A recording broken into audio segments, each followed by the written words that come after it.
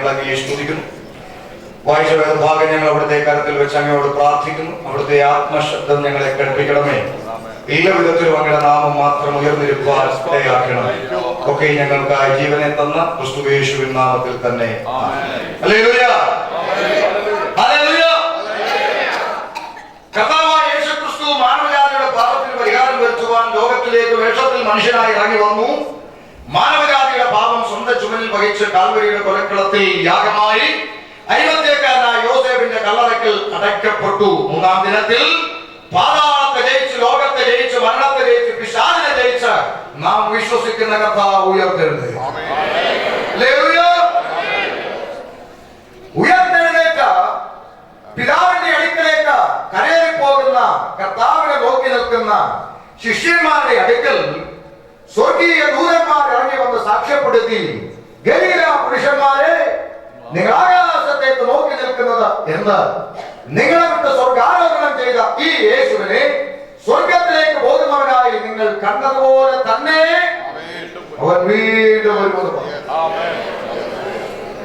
അവൻ വീണ്ടും വരുമെന്ന് പറഞ്ഞു. യേശു വീണ്ടും വരുമെന്ന് പറഞ്ഞു. ഞാൻ എപ്പോഴും പറയാറുള്ള ഒരു കാര്യമാണ്, ഇന്നത്തെ ആത്മീയ ഗോളം ഈ പോക്ക് പോയാൽ എവിടെ ചെന്ന് വീഴും? വളരെ ഗൗരവമായി ചിന്തിക്കണം. ഈ പോക്ക് പോയാൽ നാം അപകടത്തിലാണ്. എന്താ കാര്യം അറിയാമോ? ഒത്തിരി വിശദീകരണം ഇല്ലാതെ പറയാൻ പറ്റിയ ഒരു തെളിവാണ് ഇപ്പൊ മുമ്പിൽ നടന്നത്. എന്താണെന്നറിയോ? പിതാക്കന്മാരുടെ കാലത്ത് ഒരു ദൈവദാസൻ എഴുന്നേറ്റ് നിന്നുകൊണ്ട് നമ്മുടെ കർത്താവിന്റെ കാഹളം ധരിക്കാൻ സമയമായി എന്ന് പറഞ്ഞാൽ പിന്നെ ഒരു 10 മിനിറ്റ് പ്രസംഗിക്കാൻ ഒക്കത്തില്ലായിരുന്നു. അയ്യോ, എന്താ കാര്യം അറിയാമോ? ഇരിക്കുന്ന ജനം ആത്മാവിലാണ്. കാരണം രക്ഷിക്കപ്പെട്ട ദൈവമക്കൾക്ക് സ്തുതിക്കാൻ വകയുള്ള ഒരു ദൂതുണ്ടെങ്കിൽ, ആരാധിക്കാൻ വകയുള്ള ഒരു ദൂതുണ്ടെങ്കിൽ, പ്രത്യാശിക്കാൻ വകയുള്ള ഒരു വാക്കുണ്ടെങ്കിൽ അതാണ് നമ്മുടെ കർത്താവായ യേശു ക്രിസ്തുവിന്റെ വാക്ക്. എന്നാൽ ഇന്ന് യേശു വരുന്നു എന്ന് പറയുമ്പോൾ അവിടങ്ങളിലൊക്കെ ഒരു സ്തോത്രം കേട്ടാൽ ഇന്നിപ്പോ ആത്മാവിലാകണമെങ്കിൽ യേശു വരുന്നതെന്ന് പറഞ്ഞാൽ പോരാ. ഒന്ന് സാംബശിവന്റെ ശബ്ദം, പഴയ കഥാപ്രസംഗക്കാരൻ, ആരും മിണ്ടുന്നില്ല, ഇവിടെ സൗണ്ട് വരും. പഴയ കഥാപ്രസംഗക്കാരൻ ആ സൗണ്ട് വന്നാൽ ചിലർക്ക് ആത്മാവ് അങ്ങ് കയറും. അതെങ്ങനെയാന്ന് ചോദിച്ചാല്, ഞാൻ ഒരിക്കൽ സഭയില് നിന്നിട്ട് പറഞ്ഞു, ഇന്ന് പകലിൽ ദൈവം ശ്രദ്ധിച്ച്, ഇന്ന് പകലിൽ ദൈവം നിങ്ങളെ അനുഗ്രഹിക്കും. ഇവിടെ 5-6 ആന്റിമാർ അവിടെ ഇവിടെയൊക്കെ ഇരുന്നു. ഇതേ വാക്ക് വള്ളി പുള്ളി മാറാതെ ഞാൻ ഇങ്ങനെ പറഞ്ഞു, ഇന്നു പകലിൽ സ്വർഗത്തിൽ ദൈവം നിന്നെ സമൃദ്ധിയായി അനുഗ്രഹിക്കുന്ന പകല.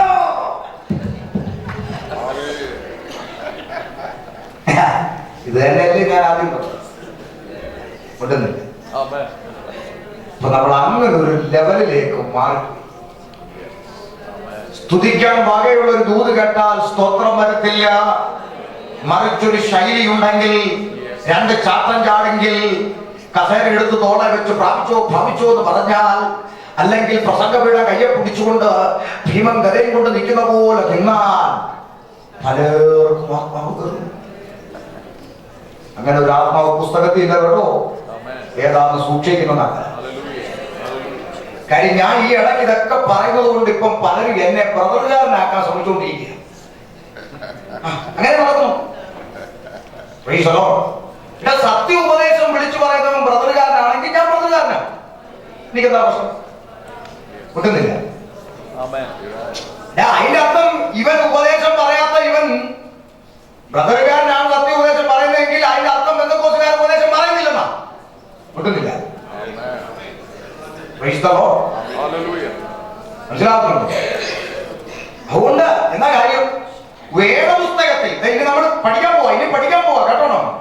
പരിശുദ്ധാത്മാവില്ലെന്നോ പരിശുദ്ധാത്മ നിറവില്ലെന്നോ ഒന്നും വേദപുസ്തകത്തിൽ ആർക്കും പഠിപ്പിക്കാൻ പറ്റത്തില്ല. കാരണം അത് സത്യമാണ്. എന്നാൽ നമ്മൾ ഇന്ന് മനസ്സിലാക്കി വെച്ചിരിക്കുന്ന നിലയല്ല പുസ്തകത്തിലത്, അത് പഠിക്കണം. കൊണ്ടുന്നില്ല എന്താ നമ്മള് വിശ്വസിച്ചിട്ട് അല്ലെങ്കിൽ നമ്മളൊരു വിശ്വാസിയോട് കാണുമ്പോൾ പരിശുദ്ധാത്മാവിനെ പ്രാപിച്ചോ എന്ന് ചോദിച്ചാൽ അത് ബിബ്ലിക്കൽ ഇല്ലയോ? കാര്യം ആ ചോദ്യം എവിടെ ഉണ്ട്? പുസ്തകത്തിലുണ്ട് അല്ലേ? എന്നാ നമ്മൾ ആദ്യം കാണുമ്പോൾ ചോദിക്കുന്നത് അഭിഷേകം പ്രാപിച്ചു, അതെന്ത് ഉണ്ടെന്നില്ല. പരിശുദ്ധാത്മാവിനെ അഭിഷേകം ഒന്ന് കണക്ട് ചെയ്ത് പറയുന്ന ഒരു നിലപാടുണ്ട്. പരിശുദ്ധാത്മാവിനെ പ്രാപിച്ചോ എന്ന് ചോദിച്ചാൽ അത് ബിബ്ലിക്കലാണ്. അഭിഷേകം എന്ന് പറഞ്ഞാൽ പ്രത്യേക ഒരു കാര്യത്തിനകത്ത് നിയോഗിക്കുന്ന രംഗമാണ്. രാജാവായി അഭിഷേകം ചെയ്യുക, പ്രവാചകനായി അഭിഷേകം ചെയ്യുക, പുരോഹിതനായി അഭിഷേകം ചെയ്യുക, പ്രത്യേക കാര്യത്തിനു വേണ്ടി അഭിഷേകം ചെയ്ത് നിയോഗിക്കുക. ആത്മനിറവ് പ്രാപിക്കുക എന്ന് പറഞ്ഞാൽ ഒരുത്തന്നെ ഇട്ട് കൊടുക്കുന്നതല്ല. ആത്മനിറവ് ദൈവത്തിൽ നിന്ന് പ്രാപിക്കണം. ഇത് പ്രാപിച്ചവർ കുറവാണ്. പെന്തക്കോസ്തിനകത്ത് പ്രാപിച്ചവർ കുറവും പഠിച്ചവർ കൂടുതലുമാണ്. ഉണ്ടെന്നില്ല, പഠിച്ചവരാ ഇന്ന് കൂടുതൽ, പ്രാപിച്ചവർ കുറവാണ്. അതുകൊണ്ടാണ് ഈ പ്രശ്നം സംഭവിച്ചത്.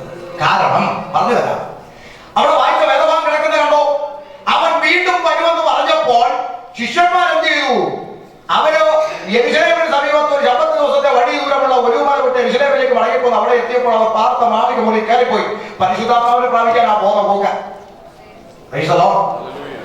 പുസ്തകത്തിൽ നിന്നാ വായിക്കുന്നത്, വീട്ടിൽ എഴുതിക്കൊണ്ട് വന്നതല്ല. പരിശുദ്ധാത്മാവിനെ പ്രാപിപ്പാൻ കയറിപ്പോയി. ഇതെന്താ പിന്നെ കുറയുന്നത്? ഇവിടെ ശബ്ദം തന്നെ ഇവിടെ കുറഞ്ഞു പോകും. അല്ലെങ്കിൽ തുറന്നു പോകുന്നു. മതി അങ്ങനെ നിൽക്കട്ടെ, എന്നെ തുറന്നേക്കാം. അപ്പോ പരിശുദ്ധാത്മാവിനെ പ്രാപിപ്പാൻ മുകളിലേക്ക് മാളിക മുറിയിലേക്ക് കയറിപ്പോയി. നമുക്കറിയാം, പെന്തക്കോസ്ത് പെരുന്നാൾ ദിനത്തിൽ കൊടിയ കാറ്റടിക്കുന്ന പോലെ മുഴക്കുണ്ടായി. രണ്ടാം അധ്യായത്തിലേക്ക് ഒന്ന് വന്നേ, പ്രവൃത്തി 2 ഓടുക. വേഗം വേഗം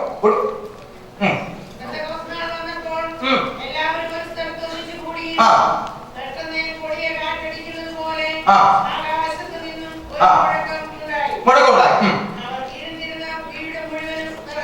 ഇവിടെ വ്യാഖ്യാനം ആവശ്യമില്ല. മുഴക്കമുണ്ടായി. അവിടെ ഇരുന്നിരുന്ന വീട് മുഴുവൻ നിറച്ചു. അഗ്നിജ്വാല പോലെ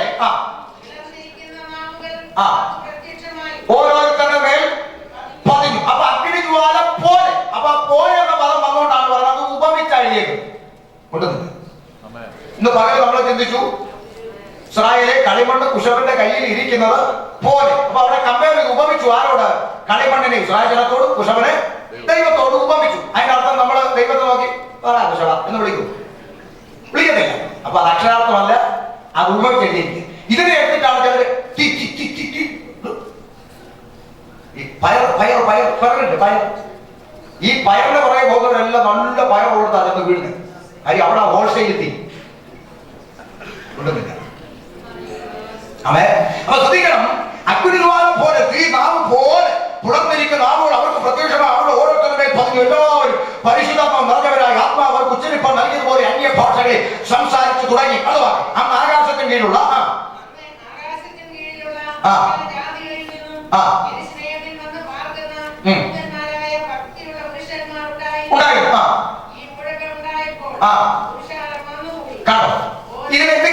ഇതിനെ കഴിഞ്ഞ ദിവസം ഒരു പ്രസംഗകൻ വ്യാഖ്യാനിച്ചു കൊണ്ടുവന്നിറങ്ങാൻ ഞാനൊരു മറുപടി കൊടുത്തു. ഞാനൊന്ന് പറയുക.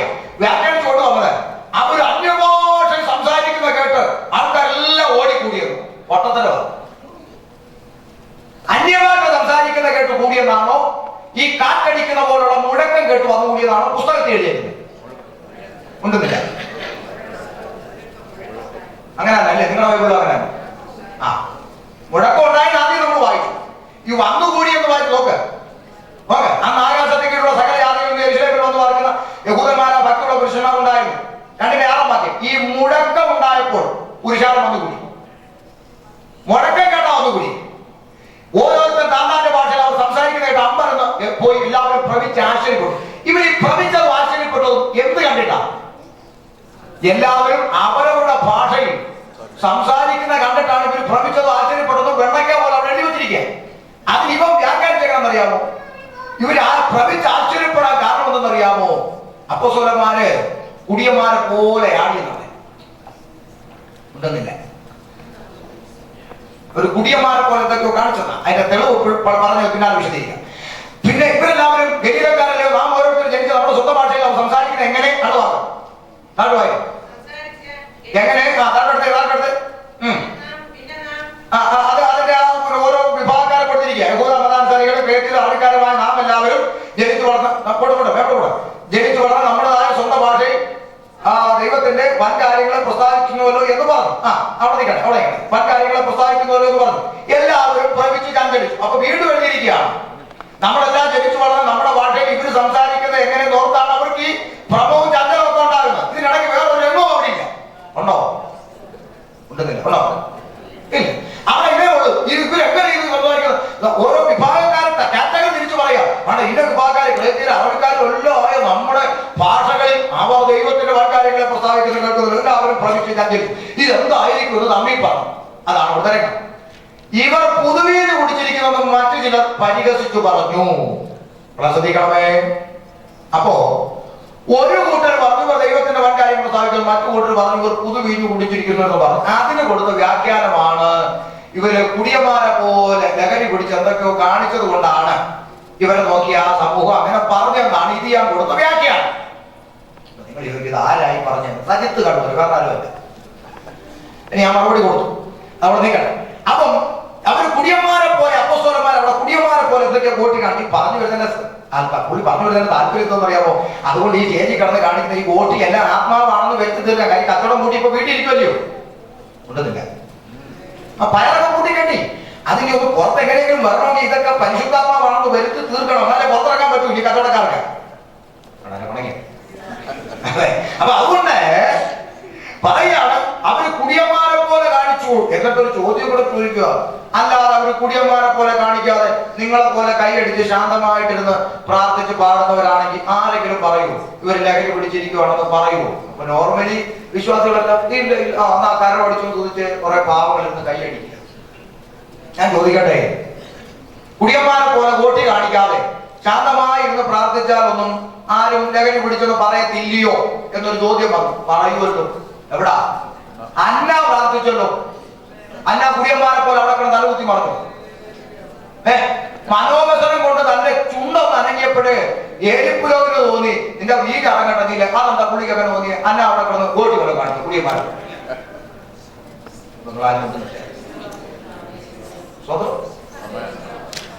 അപ്പൊ ഇങ്ങനെ ദുർവ്യാഖ്യാനം ചെയ്ത പാവപ്പെട്ട ജനത്തെ വഞ്ചിക്കുക ചെയ്യുന്നത്. രണ്ട്, അതിന് പുള്ളി കൊടുത്ത വ്യാഖ്യാനം ആത്മീയമായി ചിന്തിച്ചു. എന്ത്? ഇപ്പൊ ദൈവത്തിന്റെ വൻ കാര്യങ്ങളെ പ്രസ്താവിച്ചു.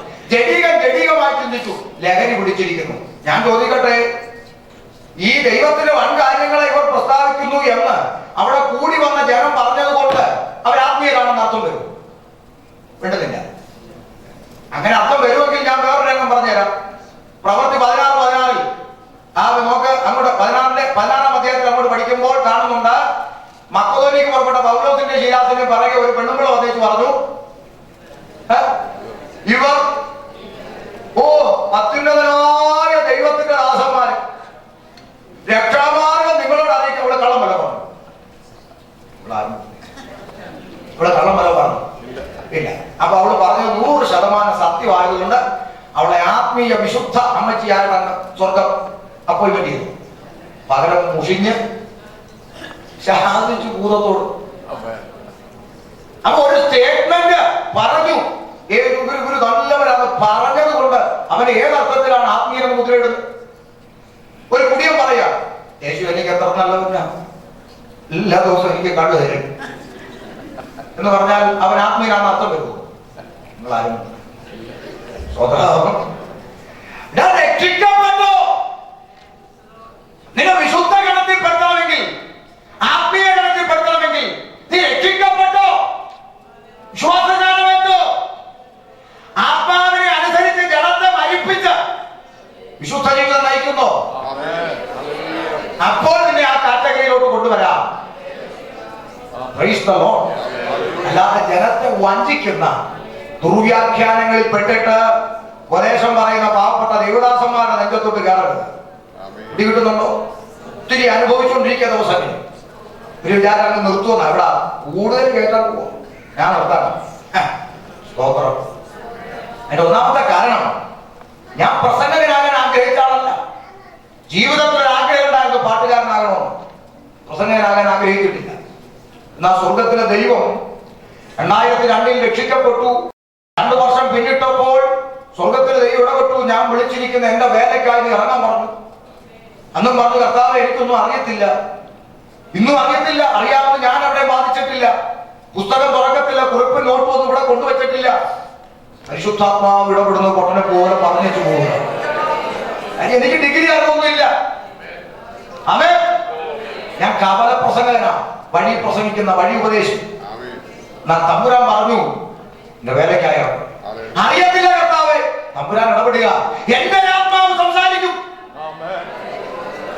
എന്റെ ആത്മാവ് സംസാരിക്കും. നിനക്ക് എന്റെ കയ്യിൽ ഏൽപ്പിക്കാൻ മനസ്സുണ്ടോ? സ്തോത്രം. ജ്ഞാനികളെ ലജ്ജിപ്പിപ്പാൻ പോഷകമായി തെരഞ്ഞെടുത്ത ദൈവത്തിന്റെ കയ്യിൽ പൊട്ടനെ പോലെ ഏൽപ്പിച്ചു കൊടുത്തു. ആ റെഡിയാ കർത്താവെന്ന് പറഞ്ഞപ്പോൾ തമ്പുരാൻ ചില കണ്ടീഷൻ രംഗത്ത് വെച്ചു. ഒന്ന്, എന്റെ ഒന്നാമത്തെ വരവിന് ഞാൻ വഴിയൊരുക്കി യോഹന്നാൻ സ്നാപകനെ പോലെ എന്റെ രണ്ടാമത്തെ വരവിന് നീ വഴിയൊരുക്കണം. എന്റെ രണ്ടാമത്തെ വരവിന് വേണ്ടി ഒരു കൂട്ടത്തെ ഒരുക്കണം, ന്യൂനപക്ഷം മതി. Price the Lord. സമ്മതിച്ചപ്പോൾ തമ്പുരാൻ വെച്ച അടുത്ത ഡിമാൻഡ് സർപ്പസന്തതികളെ എന്ന് വിളിച്ചുകൊണ്ടാണ് യോഹന്നാൻ തുടങ്ങി. കോംപ്രമൈസ് വെക്കരുതെന്ന് പറഞ്ഞു. Price the Lord. സമ്മതിച്ചു. എനിക്കെന്നാ കുഴപ്പം? ആമേൻ. കാര്യം വേദപുസ്തകത്തിൽ 2 പ്രസംഗം ആരംഭിച്ചുകൊണ്ടാണ് സുവിശേഷം തുടങ്ങുന്നത്. 2 പ്രസംഗം ആരെന്നറിയോ? ഒന്ന് യോഹന്നാൻ സ്നാപകൻ, സർപ്പസന്തതികളെ മാനസാന്തരപ്പെടാമെന്ന് പറഞ്ഞുകൊണ്ട് യോഹന്നാൻ രംഗത്ത്. മറുവശത്ത് 91 സങ്കീർത്തനമായിട്ട് വേറൊരാള് എന്നെ വീട് നമസ്കരിക്കുക ഉണ്ടെന്നില്ല. ഈ ലോകത്തിലുള്ള സകലവും ഞാൻ അങ്ങോട്ട് തരാം. ഇവിടെ ഒരുത്തൻ വിളിച്ചു പറയുന്നു ദൈവത്തിന്റെ അരുളപ്പാട്, മര്യാദക്ക് മാനസാന്തരപ്പെടുന്ന പാമ്പിന്റെ കുഞ്ഞുങ്ങളെ. അങ്ങനല്ലേ? സർപ്പസന്തതികളെ പറഞ്ഞത് മര്യാദക്ക് മാനസാന്തരപ്പെടുന്ന പാമ്പ് കുഞ്ഞുങ്ങളെ എന്ന് പറഞ്ഞുകൊണ്ട് ദൈവത്തിന്റെ അരുളപ്പാട് അറിയിക്കുന്ന യോഹന്നാൻ ഒരു വശത്ത് സൈക്കിളെ വാടാ കാറെ പോടാന്ന് പറഞ്ഞ അനുഗ്രഹത്തിന്റെ കവിഞ്ഞൊഴുക്കുവാട്ട് 91 സങ്കീർത്തനമായി നമ്മുടെ ലൂസിഫർ ചേട്ടൻ മറുവശത്ത്. Price the Lord. പ്രിയപ്പെട്ടവരെ, ഇതിനേത് വേണമെന്ന് നിങ്ങൾക്ക് സ്വീകരിക്കാം, അതൊക്കെ നിങ്ങളുടെ ഇഷ്ടം. എന്നാൽ തമ്പുരാൻ പറഞ്ഞത് ഇങ്ങനെ പറയാം. അടുത്ത ഡിമാൻഡ് വെച്ചു, പാതി വഴിയിൽ കഴുത്തറുത്ത് മാറ്റപ്പെട്ട യോഹന്നാനെ പോലെ എനിക്ക് വേണ്ടി മാറ്റപ്പെടേണ്ടി വരും. Price the Lord. അന്നും ഇന്നും രക്ഷിക്കപ്പെടുന്നതിന് മുമ്പും ഇപ്പോഴും പേടി എന്ന് പറയുന്നത് എന്റെ ജീവിതത്തിൽ ഇല്ലാത്തൊരു കാര്യം. അതുകൊണ്ട് ഞാൻ പറഞ്ഞു 100 വട്ടം റെഡി. കർത്താവ് എനിക്ക് വേണ്ടി അകൃത്യയാഗമായി തീരാമെങ്കിൽ കർത്താവിന് വേണ്ടി 100 വട്ടം ചാകാൻ ഞാൻ റെഡിയാക്കണം. Price the Lord.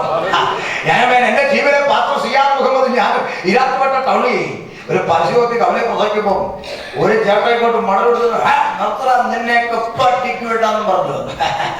ഇത് കേട്ട് സിയാദ് നിന്നോണ്ട് പറഞ്ഞു, എന്റെ പൊന്നു ചേട്ടാ, ഞങ്ങൾ ചാകാ മെനക്കെട്ട് കിടക്കുന്നത്, ഞങ്ങളെ അടിക്കുമെന്ന് പറഞ്ഞു പേടിപ്പിക്കാതെ ഒന്ന് കൊന്നത്.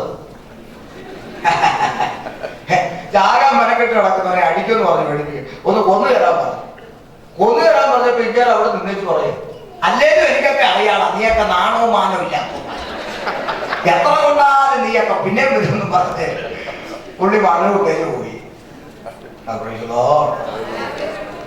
എനിക്ക് ജീവിക്കുന്നത് ക്രിസ്തുവും മരിക്കുന്നത് ലാഭവും എന്ന് പറയാൻ കഴിയണം രക്ഷിക്കപ്പെട്ടു. Praise the lord. അപ്പോൾ ഇങ്ങനെയുള്ള ദുർവ്യാഖ്യാനങ്ങൾ നടത്തി ദൈവമക്കളെ വഴിതെറ്റിച്ചുകൊണ്ടിരിക്കുകയാണ് ഈ അന്ത്യകാലം. നിങ്ങൾ സത്യം തിരിച്ചറിയണം. പരിശുദ്ധാത്മാവിനെ പ്രാപിപ്പാൻ അവർ മാളികമുറിയിൽ കയറിപ്പോയി സത്യമാണ്. ആ പെന്തക്കോസ്ത പെരുന്നാൾ ദിനത്തിൽ ആത്മാവ് ഇറങ്ങി വന്നു സത്യമാണ്. പക്ഷേ ആ പരിശുദ്ധാത്മാവിനെ അവർക്ക് നൽകാം എന്ന് പറഞ്ഞവൻ ആരാണ്? യേശു ക്രിസ്തുവാണ് പറഞ്ഞത്.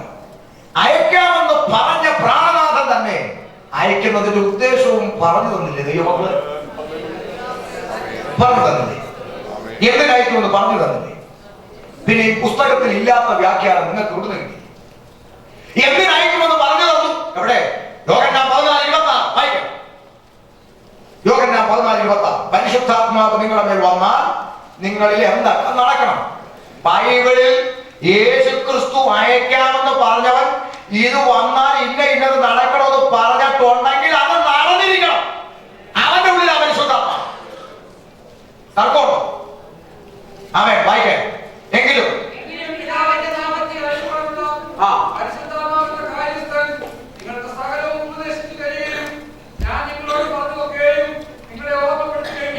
ഒന്ന് നിങ്ങൾ എന്ത് ചെയ്യും? ഉപദേശിക്കും. ഇവരുണ്ടോ എല്ലാവരും? മകേ പരിശുദ്ധാത്മാവ് പറഞ്ഞവർ എന്ത് ചെയ്യും? നിന്റെ സൂത്രം കണ്ട് തട്ടിപ്പൊത്തി വെക്കുമെന്നല്ല, ഉപദേശിക്കും. ഉപദേശം പറഞ്ഞു തരും. പക്ഷെ ഉപദേശം പറയുന്നവർ ആർക്കും ഇഷ്ടമല്ല. ഉപദേശം പ്രസംഗിക്കുന്ന ഉപദേശം പറയുന്നവർ ഇഷ്ടമല്ല. പരിശുദ്ധാത്മാവുള്ളവർ ഒന്ന് ഉപദേശം പറയും. രണ്ട് ഞാൻ നിങ്ങളോട് കൽപ്പിച്ചൊക്കെ എന്ത് ചെയ്യും? ഓർമ്മപ്പെടുത്തും. അത്താൽ ഞാനെന്ന് പറഞ്ഞ ആരാ? ഷമീറോ? യേശുക്രിസ്തു പഠിപ്പിച്ച പഠനം നിനക്ക് എന്ത് ചെയ്യും? റിമൈൻഡ് ചെയ്തുകൊണ്ടിരിക്കും, നിന്നെ ഓർമ്മപ്പെടുത്തിക്കൊണ്ടിരിക്കും. എന്തോ യേശു പഠിപ്പിച്ചത്? ആസക്തിയോടെ നോക്കിയാൽ വ്യഭിചാരം ചെയ്തു യേശു പഠിപ്പിച്ചു. നിന്നെ പരിശുദ്ധാത്മാവ് ഇങ്ങനെ റിമൈൻഡ് ചെയ്തുകൊണ്ടിരിക്കും. നിന്റെ സഹോദരനെ നീ സ്നേഹിക്കണം, റിമൈൻഡ് ചെയ്തുകൊണ്ടിരിക്കും.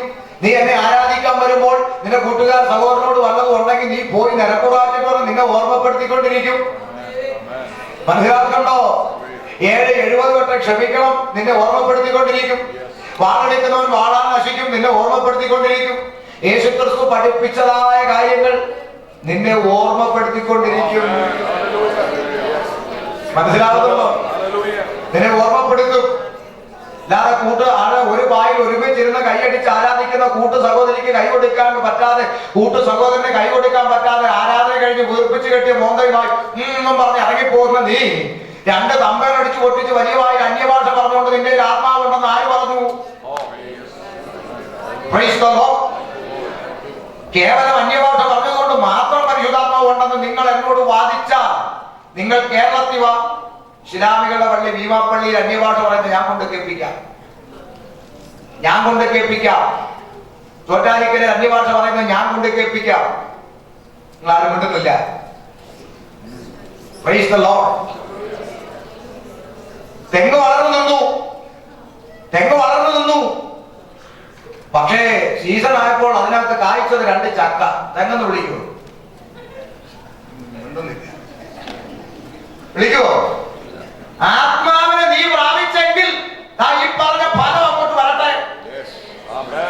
ഒന്ന് ഉപദേശത്തിൽ നിൽക്കും പരിശുദ്ധാത്മാവ് നിങ്ങളുണ്ടെങ്കിൽ. ഉപദേശം പറയുന്നത് വെറുക്കത്തില്ല. 2 യേശുക്രിസ്തുവിന്റെ കൽപ്പന നിന്നെ ഓർമ്മപ്പെടുത്തിക്കൊണ്ടിരിക്കും. ദൈവഹിതമല്ലാത്ത വഴിയിലൂടെ നീ കാല് വെക്കുമ്പോൾ, ദൈവഹിതമല്ലാത്ത ഫോൺ കോളിൽ നീ ചെവി കൊടുക്കുമ്പോൾ, ദൈവഹിതമല്ലാത്ത ആപ്പിനകത്ത് തോണ്ടിക്കൊണ്ടിരിക്കുമ്പോൾ പരിശുദ്ധാത്മാവ് നിന്നെ ഓർമ്മപ്പെടുത്തിക്കൊണ്ടിരിക്കും, നിന്നെ റിമൈൻഡ് ചെയ്തുകൊണ്ടിരിക്കും. 2 3 15-26 വായിക്കും. 15-26 വായിക്കും. ഇതൊക്കെ നിന്നിലുണ്ടെങ്കിൽ നീ അഭിമാനത്തോടെ എന്നിട്ട് പറ, എന്റെ മേൽ പരിശുദ്ധാത്മാവ് ഉണ്ടെന്ന്. വായിക്കും. 15-26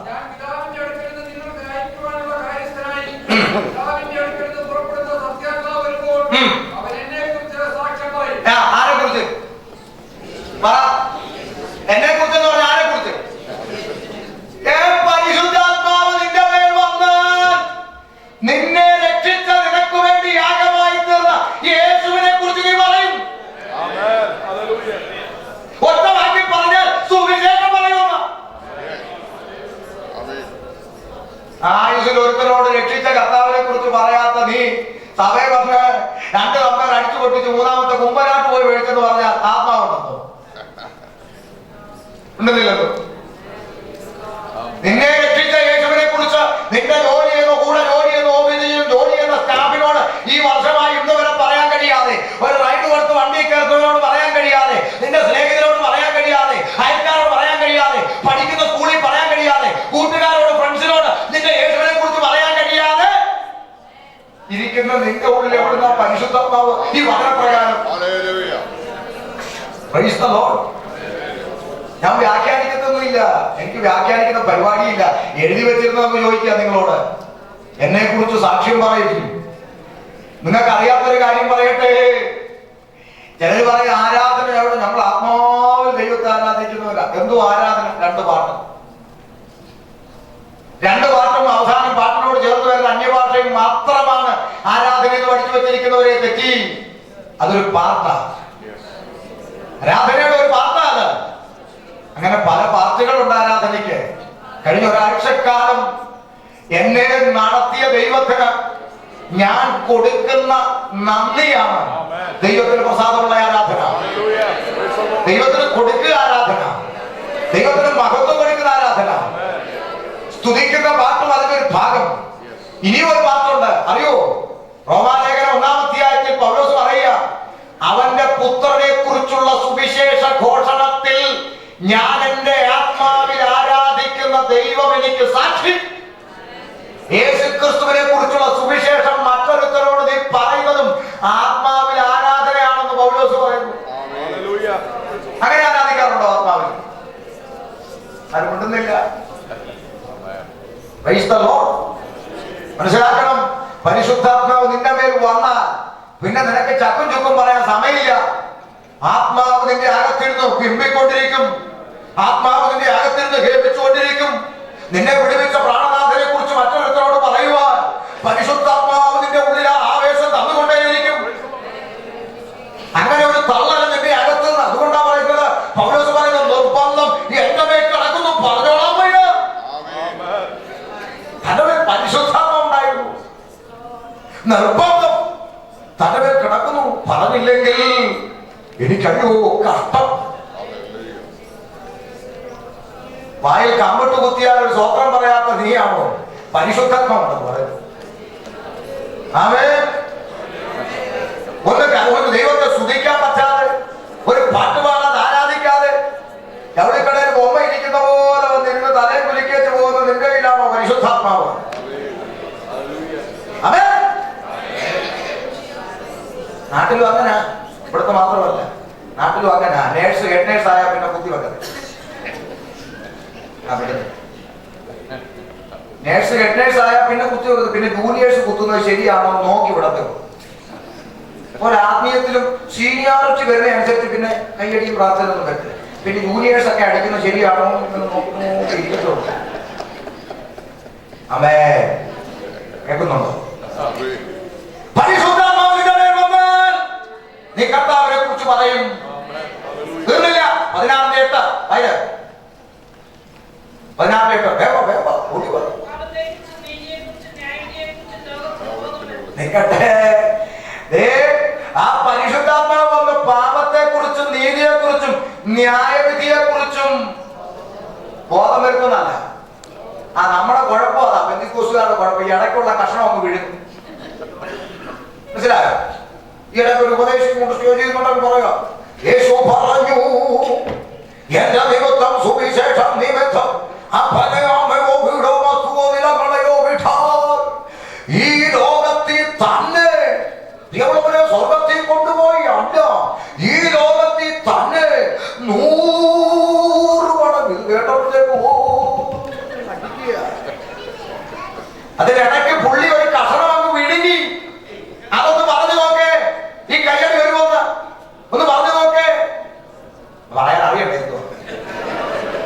മർക്കോസ് 10:29 കിടക്കുക സംഗതി എന്താ? എന്റെ നിമിത്തം സുവിശേഷ നിമിത്തം അപ്പനെ അമ്മയോ വീടോ വസ്തുതകളെയോ മക്കളെയോ വിട്ടാൽ ഈ ലോകത്തിൽ തന്നെ. അടുത്തതൊന്ന് ഉറക്കെ പറ. കേട്ടില്ല? ഉറക്കെ പറ. ചിലത് കിട്ടുന്നില്ല. ഇത് പറഞ്ഞാൽ ചിലപ്പോ അത് വന്നാലൊന്ന് കഴിച്ച ഉറക്കെ പറയാ. ഓ മലയാളി ഈ ലോകത്തിൽ തന്നെ ഉപദ്രവങ്ങളോടും കൂടെ 100 മടങ്ങ്. ഈ 100 മടങ്ങ് വേണ്ടവർ കരം ഉയർത്തി സ്വന്തം പറ. അനുഗ്രഹിക്കാൻ പോവുന്നു.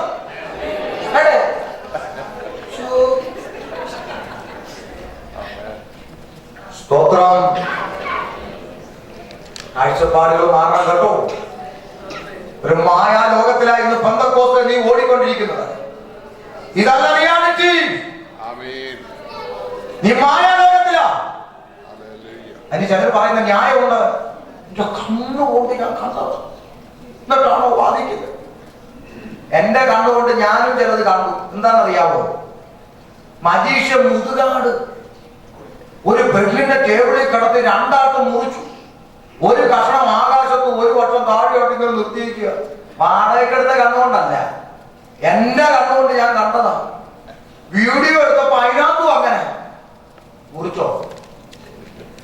എന്തെന്നില്ലല്ലോ, മുറിച്ചോ? പിന്നെ സ്വന്തം കണ്ണുകൊണ്ട് കണ്ടോ? മായയാ. പെന്തക്കോസ്തേ, നീ മായാ ലോകത്തിലോടി തീച്ചുളയ്ക്കകത്ത് പതിക്കരുത്.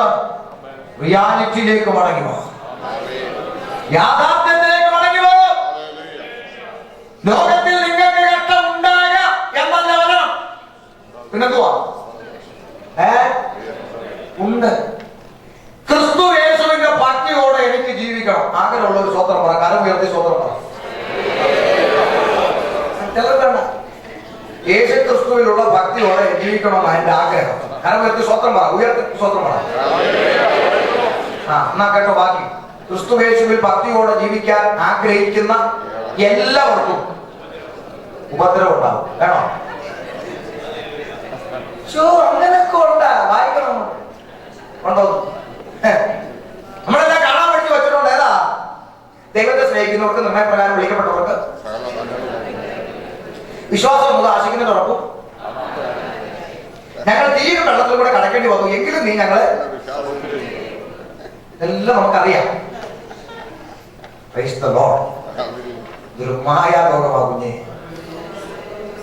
യാഥാർത്ഥ്യത്തിലേക്ക് മടങ്ങി വരുന്ന ഒരു ന്യൂനപക്ഷം ഡാളസുള്ള പട്ടണത്തിൽ കാഹളനാദത്തിൽ എടുക്കപ്പെടുവാൻ തനിക്കായി കാത്തു നിൽക്കുന്ന ഒരു ന്യൂനപക്ഷത്തെ ഇവിടെ ഒരുക്കണം. കാരണം അവൻ വേഗത്തിൽ മടങ്ങി വരുമെന്ന് ദൂതന്മാർ സാക്ഷ്യപ്പെടും. കഴിഞ്ഞ ദിവസം ഞാന് നമ്മുടെ കെ ജോയി പാസ്റ്റർ സഹോദരൻ തോമസ് കുട്ടിച്ചാന്റെ വീട്ടിൽ ഇന്നലെ രാത്രി ഒന്ന് പോയി ആഹാരം കഴിക്കാൻ ക്ഷണിച്ചു പോയതാ. വളരെ പ്രായമുള്ള ഒരു അപ്പച്ചനും അമ്മച്ചിയും അവിടെ കിടക്കുന്നു. അമ്മച്ചിയുടെ അടുക്കൽ അല്പസമയം ഇരുന്നു. 100 വയസ്സിനോട് അടുത്തെങ്ങാണ്ട് വരുന്ന അമ്മച്ചി തന്റെ വിശ്വാസ ജീവിതത്തിലെ അനുഭവങ്ങളൊക്കെ ഒരു കൊച്ചു കുഞ്ഞു പറയുന്ന പോലെ പങ്കുവെച്ചപ്പോ ഉണ്ടല്ലോ, ഇന്ന് പിതാക്കന്മാരെ തെറി വിളിച്ചുകൊണ്ട് നിൽക്കുന്ന അരനിക്കട്ടും നടക്കുന്ന ഈ ന്യൂ ജനറേഷനെയൊക്കെ കാലേ വാരി നിലത്തടിക്കാൻ പോകും. ഇത് കേട്ട് കഴിഞ്ഞാൽ മനസ്സിലായോ? അത്ര വിശ്വാസ ജീവിതത്തിൽ ദൈവം ചെയ്ത അത്ഭുതങ്ങളും ദൈവം നടത്തിയ വഴികളും പിതാക്കൾ തലനിരത്തോടെ ഒക്കെ അടുക്കൽ ഇതൊന്ന് കേൾക്കണം കുഞ്ഞെ, കേട്ടോ.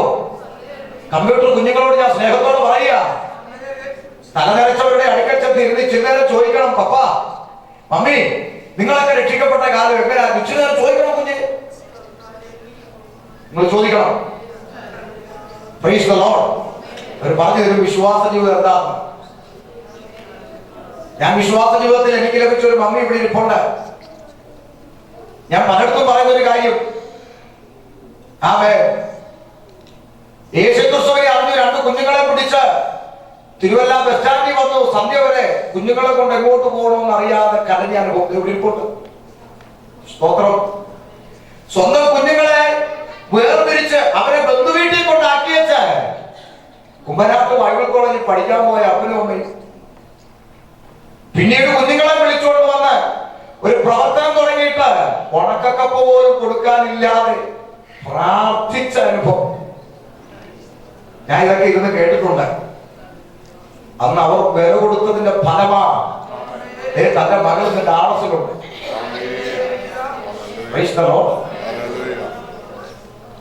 പഠിക്കണം കേട്ടോ. പെറ്റു വീണത് ടാബ്ലറ്റിന്റെ പുറത്തായതുകൊണ്ട് ദൈവം അനുഗ്രഹിക്കുന്നൊന്നും പറയുന്നത്. മടങ്ങി വരാം. ശ്രദ്ധിക്കൂ, ഉപദ്രവങ്ങളോടും കൂടെ 100 മടങ്ങ്. സ്തോത്രം. ഈ 100 മടങ്ങ് നിങ്ങൾക്ക് വേണോ? നിങ്ങൾ പ്രാർത്ഥിക്കുക, ദൈവം തരും. തരാന്ന് പറഞ്ഞിട്ടുണ്ടെ തരും. സ്തോത്രം. അതുകൊണ്ട് വളരെ ശ്രദ്ധിക്കണമേ.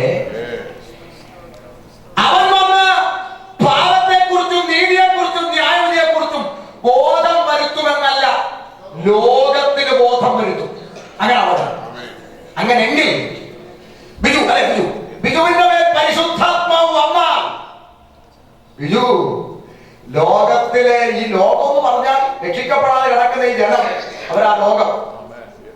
ഈ ജനത്തോട് ഇറങ്ങി നിന്നുകൊണ്ട് മനുഷ്യൻ പാപിയ ആരാമ്യ പാപത്തിന് നീ അടിമപ്പെട്ട് കിടക്കുക. പാപത്തെ കുറിച്ച് നിന്റെ പാപത്തിൽ നിന്ന് നിന്നെ രക്ഷിപ്പാൻ നീതിസൂര്യനായവൻ വെളിപ്പെട്ടു വന്നു. അവൻ നിന്റെ പാപത്തിന് വേണ്ടി കാൽവരിയിൽ മരിച്ചു. അവനിൽ വിശ്വസിച്ചാൽ നിനക്ക് പാപമോചനം ലഭിക്കും. പാപത്തെ കുറിച്ചും നീതിയെ കുറിച്ചും. 3, നീ അവനിൽ വിശ്വസിച്ചില്ലെങ്കിൽ ഒരു ന്യായവിധി നിനക്ക് വരുന്നുണ്ട്. ഇത് ലോകത്തിന്റെ നടുവിൽ ഇറങ്ങി നിന്ന് പറയുന്നവന്റെ ഉള്ളില പരിശുദ്ധനാമ വചനം കിടക്കുന്ന അങ്ങനെ. പാപത്തെ കുറിച്ചും നീതിയെ കുറിച്ചും ന്യായവിധിയെ കുറിച്ചും ലോകത്തിന് ബോധം. വീട്ടിൽ എന്ന് പറഞ്ഞാൽ പോരാ, ലോകത്തിന് ബോധം വരുത്തും. ഇനി 16:13 വായിക്ക്. 16:13.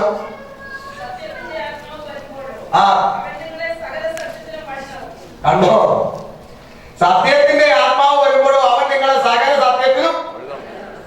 ആ പരിശുദ്ധാത്മാവ് നിന്റെ മേൽ ഉണ്ടെങ്കിൽ നിന്നെ സൂത്രത്തിൽ നടത്തുമെന്നല്ല. ഉണ്ടെന്നില്ലല്ലോ, സത്യത്തിൽ വഴി നടത്തും. സൂത്രം കാണിക്കാൻ ഒരുങ്ങുമ്പോ ഉടനെ ആത്മാവ് ഇടപെടും. മോനെ ഇത് സത്യമല്ല, മകളെ ഇത് സൂത്രമാ. നിന്നെ സത്യത്തിൽ ഗൈഡ് ചെയ്ത് നടത്തും പരിശുദ്ധാത്മാവ്. ഈ പറഞ്ഞ കാര്യങ്ങളൊന്നുമില്ല. പരിശുദ്ധാത്മാവ് വന്നാൽ ഇന്നത് ചെയ്യണമെന്ന് കർത്താവ് പറഞ്ഞു. ഇതൊന്നുമില്ല. പകരം കസേര കുട്ടിച്ചോണ്ട് അടിക്കാൻ നിന്ന ആത്മാവ് ഉണ്ടെന്ന് പറയുന്ന വിവരക്കേട് പുസ്തകത്തിൽ ഇല്ലാത്തത് നിങ്ങൾക്ക് എവിടുന്ന് കിട്ടി? ഉണ്ടെന്നില്ല ആരും. നിങ്ങൾ സമുദായം വിട്ടിറങ്ങി. എന്തിനാണെങ്കിൽ പുസ്തകത്തിൽ ഇല്ലാത്തതാ അച്ചായം ചെയ്തുകൊണ്ടിരിക്കുന്നത്. പള്ളിയിൽ അച്ഛനോട് അച്ചോ വചനത്തിൽ ഇല്ലാത്ത കാര്യങ്ങളാണ് നമ്മുടെ പള്ളിക്കകത്ത് നടക്കുന്നത്. അതുകൊണ്ട് വചനപ്രകാരം ജീവിക്കാനാണ് ഞങ്ങൾ പെന്തിക്കോസിൽ പോയത്. അങ്ങനെ അല്ലയോ ഇറങ്ങിയേ? അതോ കൊച്ചിനെ കെട്ടിക്കാൻ വേണ്ടി പെന്തിക്കോസി വന്നവർക്ക് ഇത് ബാധകമല്ല. അതുകൊണ്ട് സമുദായത്തിൽ നല്ല കുടുംബത്തിൽ ജനിച്ചു വളർന്ന് നിങ്ങളുടെ രക്തബന്ധങ്ങളെ ചാർച്ചക്കാരെ ഉപേക്ഷിച്ച് ഗതിയില്ലാത്തോണ്ട് പെന്തിക്കോസി വന്നവരല്ലല്ലോ എന്റെ മുമ്പിൽ ഇരിക്കുന്നവര്. വചനപ്രകാരം ജീവിക്കാൻ ഇറങ്ങിയതാണല്ലോ. ആണോ? എങ്കിൽ വചനത്തിൽ ഇല്ലാത്ത നിന്ന് നമുക്കിടയിൽ അവിടെ വന്നു.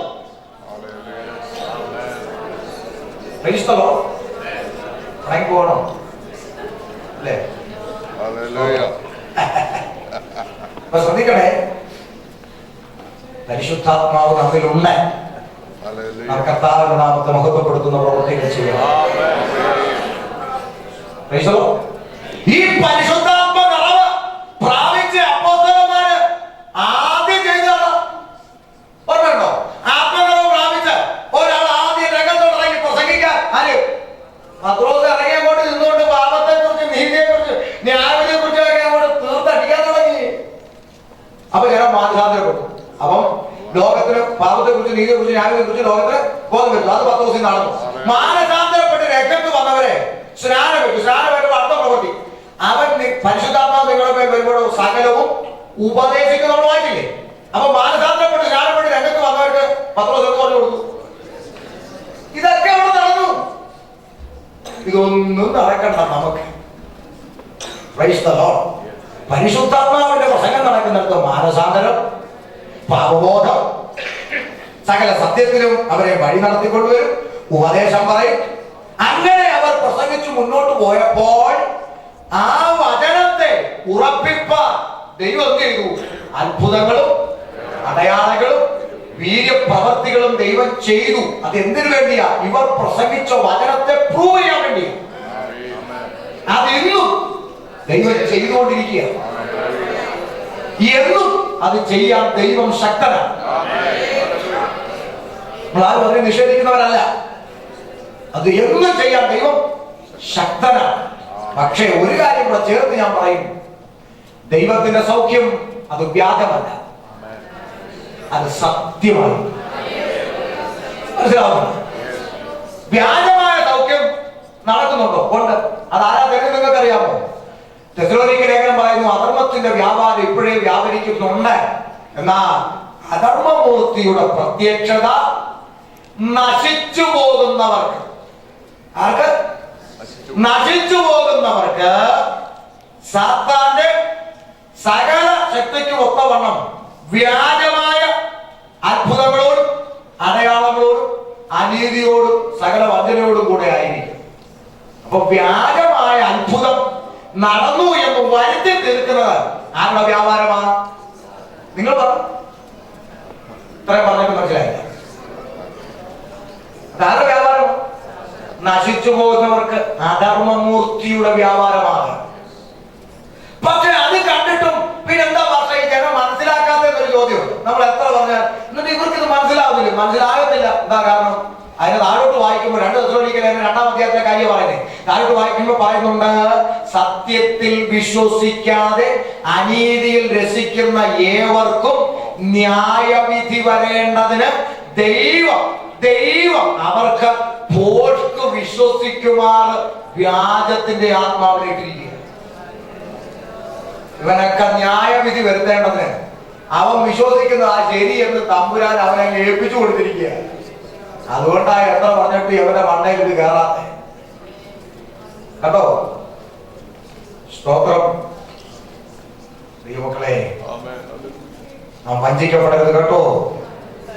വ്യാജമായിട്ടല്ല, കർത്താവ് അത്ഭുതങ്ങളാലും അടയാളങ്ങളാൽ ഉറപ്പിച്ച സത്യമാണ്. നോക്ക്, ആ തുടക്കം നോക്ക്. 3-ാമത്തെ പ്രവൃത്തി 3-ൽ കാണുന്ന ആദ്യത്തെ ആ തുടക്കം അത്ഭുതം തന്നെ നോക്ക്. ആ ദേവാലയത്തിൽ അരികിടുന്ന മുടന്തൻ എന്ത് ചെയ്യുക? അവൻ നടന്നു തുള്ളി ദൈവത്തെ വളർന്നുകൊണ്ടുന്ന രണ്ടോ കാണുന്നത്. അതാ സൗഖ്യമായ സത്യത്തിന്റെ സൗഖ്യം. അതാ അല്ല തേരെ കയറ്റി മുടന്തൻ സൗഖ്യമായി കരവടിച്ചു തുതിച്ച് നടന്നേ പിന്നെ 8-10 നടക്കുക.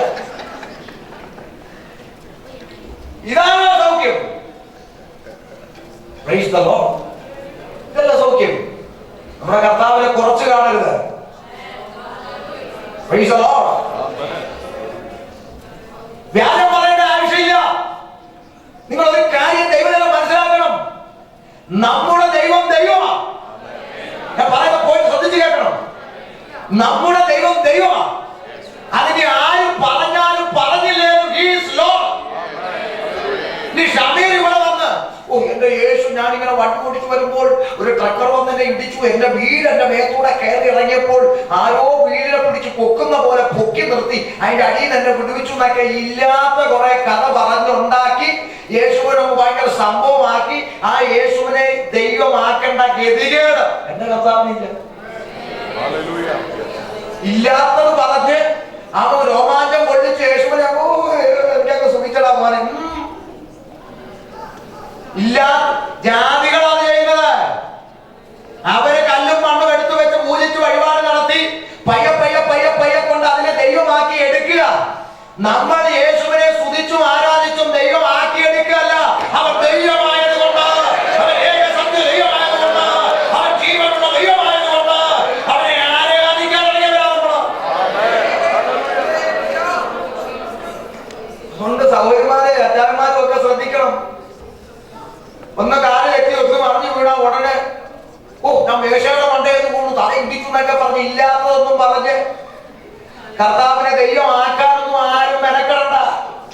വെറുതെ അടി മേടിച്ചു കൂട്ടരുത്. Because he is Lord. Shameer പറഞ്ഞാലും പറഞ്ഞില്ലേലും, നീ പറഞ്ഞാലും പറഞ്ഞില്ലേലും അവൻ ദൈവമാ. എവിടെയാണ് പോന്നേ? വളരെ സങ്കടമാണ്. കാര്യം എങ്ങനെയൊക്കെ പറഞ്ഞാലും നമ്മുടെ ഉദ്ദേശശുദ്ധി എന്താണെന്ന് ജനം മനസ്സിലാക്കുന്നില്ല. ജീവിതത്തിൽ ആദ്യമായി അമേരിക്ക കണ്ടവൻ ഞാൻ, വിദേശനാട് കണ്ടവൻ ഞാൻ, എങ്ങും പോയിട്ടില്ല. ആദ്യമായിട്ട് വരുന്ന ഞാൻ. അവിടുന്ന് എല്ലാവരും പറഞ്ഞു വിട്ടു, ഈ സ്വഭാവം കൊണ്ടങ്ങോട്ട് എല്ലായിടത്ത് വല്ലോ സുഖിപ്പിച്ചു വല്ലതും പറഞ്ഞു വല്ലോ കിട്ടുന്ന മേടിച്ചിട്ട് വാങ്ങും. എന്നാ എന്നെ കൊണ്ട് ഒക്കൂ. എത്രയോ സ്റ്റേജിൽ ഞാൻ കയറുന്നതിന് മുമ്പ് വിചാരിച്ചു എനിക്കെന്ത് കാര്യം, ഇവനൊക്കെ പോയി എവിടെയെങ്കിലും തോന്നിയിട്ട് എനിക്കെത്താന്ന് പറഞ്ഞു. എത്രയോ സ്റ്റേജിൽ പ്രസംഗത്തിന് മുമ്പ് വരെ ഒന്നും പ്രസംഗിക്കുന്നില്ല. എനിക്ക് വേറെ വചനം പ്രസംഗിക്കാൻ അറിയത്തില്ല. നിങ്ങൾ പറയട്ടെ, ചോദിച്ചു നോക്കാം. ഇത് പാസ്സോട് ഇന്ന് പകൽ 1.5 മണിക്കൂർ പ്രസംഗിച്ചത് ഇത് വല്ലതും ആണോ? അകത്ത് പ്രസംഗിക്കേണ്ടത് എനിക്കറിയാം. കല്യാണ സ്ഥലത്ത് പ്രസംഗിക്കേണ്ടത് എനിക്കറിയാം. കവലെ സുവിശേഷം പ്രസംഗിക്കേണ്ടത് പെന്തിക്കോസ്തുകാരുടെ കുറ്റം പറയാൻ എനിക്കൊക്കത്തില്ല. അവിടെ പ്രസംഗിക്കേണ്ടത് എനിക്കറിയാം. ഇവിടെ എല്ലാം പ്രസംഗിക്കേണ്ടത് എനിക്കറിയാം. അറിയാത്ത പുള്ളിയൊന്നുമല്ല. അതുകൊണ്ട് വല്ലതും രണ്ടടി കിട്ടുന്നത് വെള്ളം മേടിച്ച് അടുപ്പിച്ച് ഇത് മേടിച്ചു എനിക്കറിയാവുന്നു.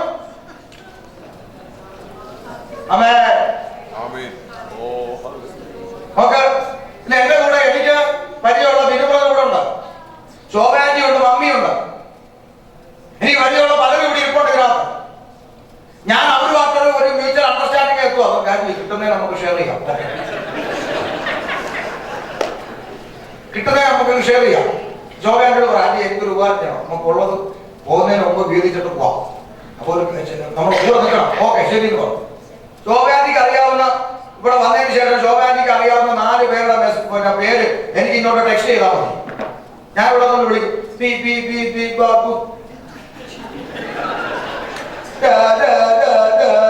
രാജൻ. നിങ്ങൾ വണ്ടടിച്ചു പോകും.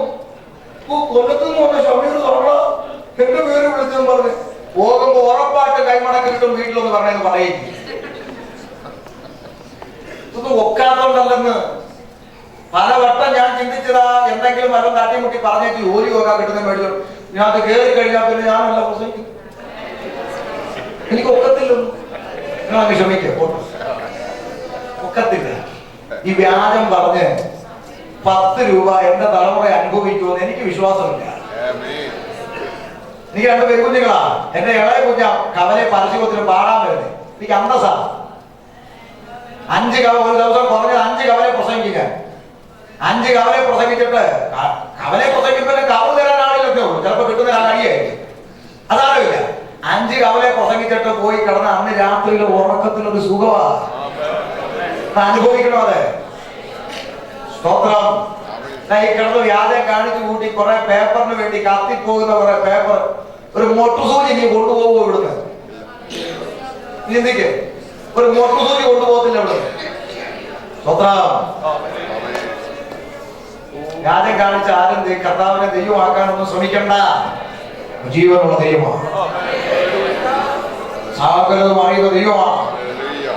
സകലത്തിന് കണക്ക് കൊടുക്കുന്ന ദൈവമാണ്. മനസ്സിലാവുന്നുണ്ടോ? അതുകൊണ്ട് നാം വ്യാജം കാണിക്കണ്ട. നാം ദൈവത്തിന് വേണ്ടി നിൽക്കാൻ നക്ഷത്രത്തിലോട്ട് ഓടി വരട്ടെ. അപ്പൊ പരിശുദ്ധാത്മാവിനെ നാം പ്രാപിച്ചത് അത്ഭുതങ്ങളാലും അടയാളങ്ങളാലും വീര്യപ്രവൃത്തികളാലും വചനത്തെ ഉറപ്പിക്കുന്ന ദൈവപ്രവൃത്തി ഇന്നും ദൈവം ചെയ്യുന്നുണ്ട്. തർക്കമില്ല. പക്ഷെ അത് വ്യാജമല്ല, അത് ഉയരാം. യേശുക്രിസ്തു ചേച്ചി കയറ്റി അവിടെ പ്രസാദം ഇരിപ്പുണ്ട്. യേശുക്രിസ്തു മുന്നോട്ട് പോകാൻ പ്രസാദങ്ങളെ ഇപ്പൊ നിന്നെ സൗഖ്യമാക്കാൻ പറഞ്ഞ ചേച്ചി കയറ്റി കണ്ണാടിയൊക്കെ ഊരിയൊക്കെ കളയുക. ഞാൻ ചോദിച്ചു, ഇതത്ര 2 ഇതത്ര 3 കാലമടിച്ച് കുതിച്ച് അടുത്ത കൺവെൻഷന് വരുമ്പോൾ പുള്ളി കണ്ണാടി ഇട്ടോണ്ട് വീണ്ടും വരിക. ഇത് യേശുവിന്റെ സൗഖ്യമാണോ? ഇനി സൗഖ്യത്തിന്റെയും വിടുതലിന്റെയും പുറകെ നടക്കുന്ന നിങ്ങളോട് ഞാനൊരു മറുചോദ്യം ചോദിക്കാം. ഞാൻ ആദ്യമായിട്ട് മീഡിയയിലൂടെ ഒരു പ്രതികരണം നടത്തിയത് നിങ്ങൾക്കറിയാം. തിരുമേശയെ കുറിച്ച് സജിത്ത് കണ്ണൂർ പ്രസംഗിച്ച ഒരു വിവാദ വിഷയത്തിന് മറുപടി കൊടുത്തുകൊണ്ടാണ് ഞാൻ മീഡിയയിലൂടെ രംഗത്ത് വരുന്നത്. ആ പ്രസംഗം കേട്ട് കഴിഞ്ഞപ്പോൾ തിരുവനന്തപുരത്ത് പേരൂർക്കട എന്ന് പറഞ്ഞ സ്ഥലത്ത് ഒരാളെന്നെ വിളിക്കുക. എന്നെ അങ്ങോട്ട് വിളിക്കുന്നത്, നിങ്ങൾക്ക് എന്തോ അറിയാം സൈക്കിളും ഉടങ്ങി. ഞാൻ പറഞ്ഞു, പറ നിങ്ങളെ കുറെ ഷൗട്ടി. ഞാൻ പറഞ്ഞ സൗകര്യം പറ. നിങ്ങളെ എത്തിക്കൊണ്ടാറൊക്കെ എത്തിട്ട് വേണം ഒരു തലവേദന മാറ്റാൻ നിങ്ങളെ കൊണ്ട് ഒക്കുവോ? ഞാൻ പറഞ്ഞ സാഹിത്യൊക്കെ ഞങ്ങൾക്ക് ദൈവത്തെ പോലെ പുള്ളി പറയും. ഞാൻ പറഞ്ഞ ആയിക്കോട്ടെ, ഞാനൊക്കെ എഴുന്നേറ്റ് നടക്കുന്നത് പുള്ളി വിചാരിച്ചോട്ടെ. എല്ലാം പറഞ്ഞ സഹോദരൻ ഞാൻ തിരിച്ചു ചോദിച്ചോട്ടെ, കേൾക്കാവോ? ചോദിക്കും. ഞാൻ പറഞ്ഞ സൗഖ്യവും സ്വർഗവുമായിട്ട് എന്തെങ്കിലും ബന്ധമുണ്ടോ?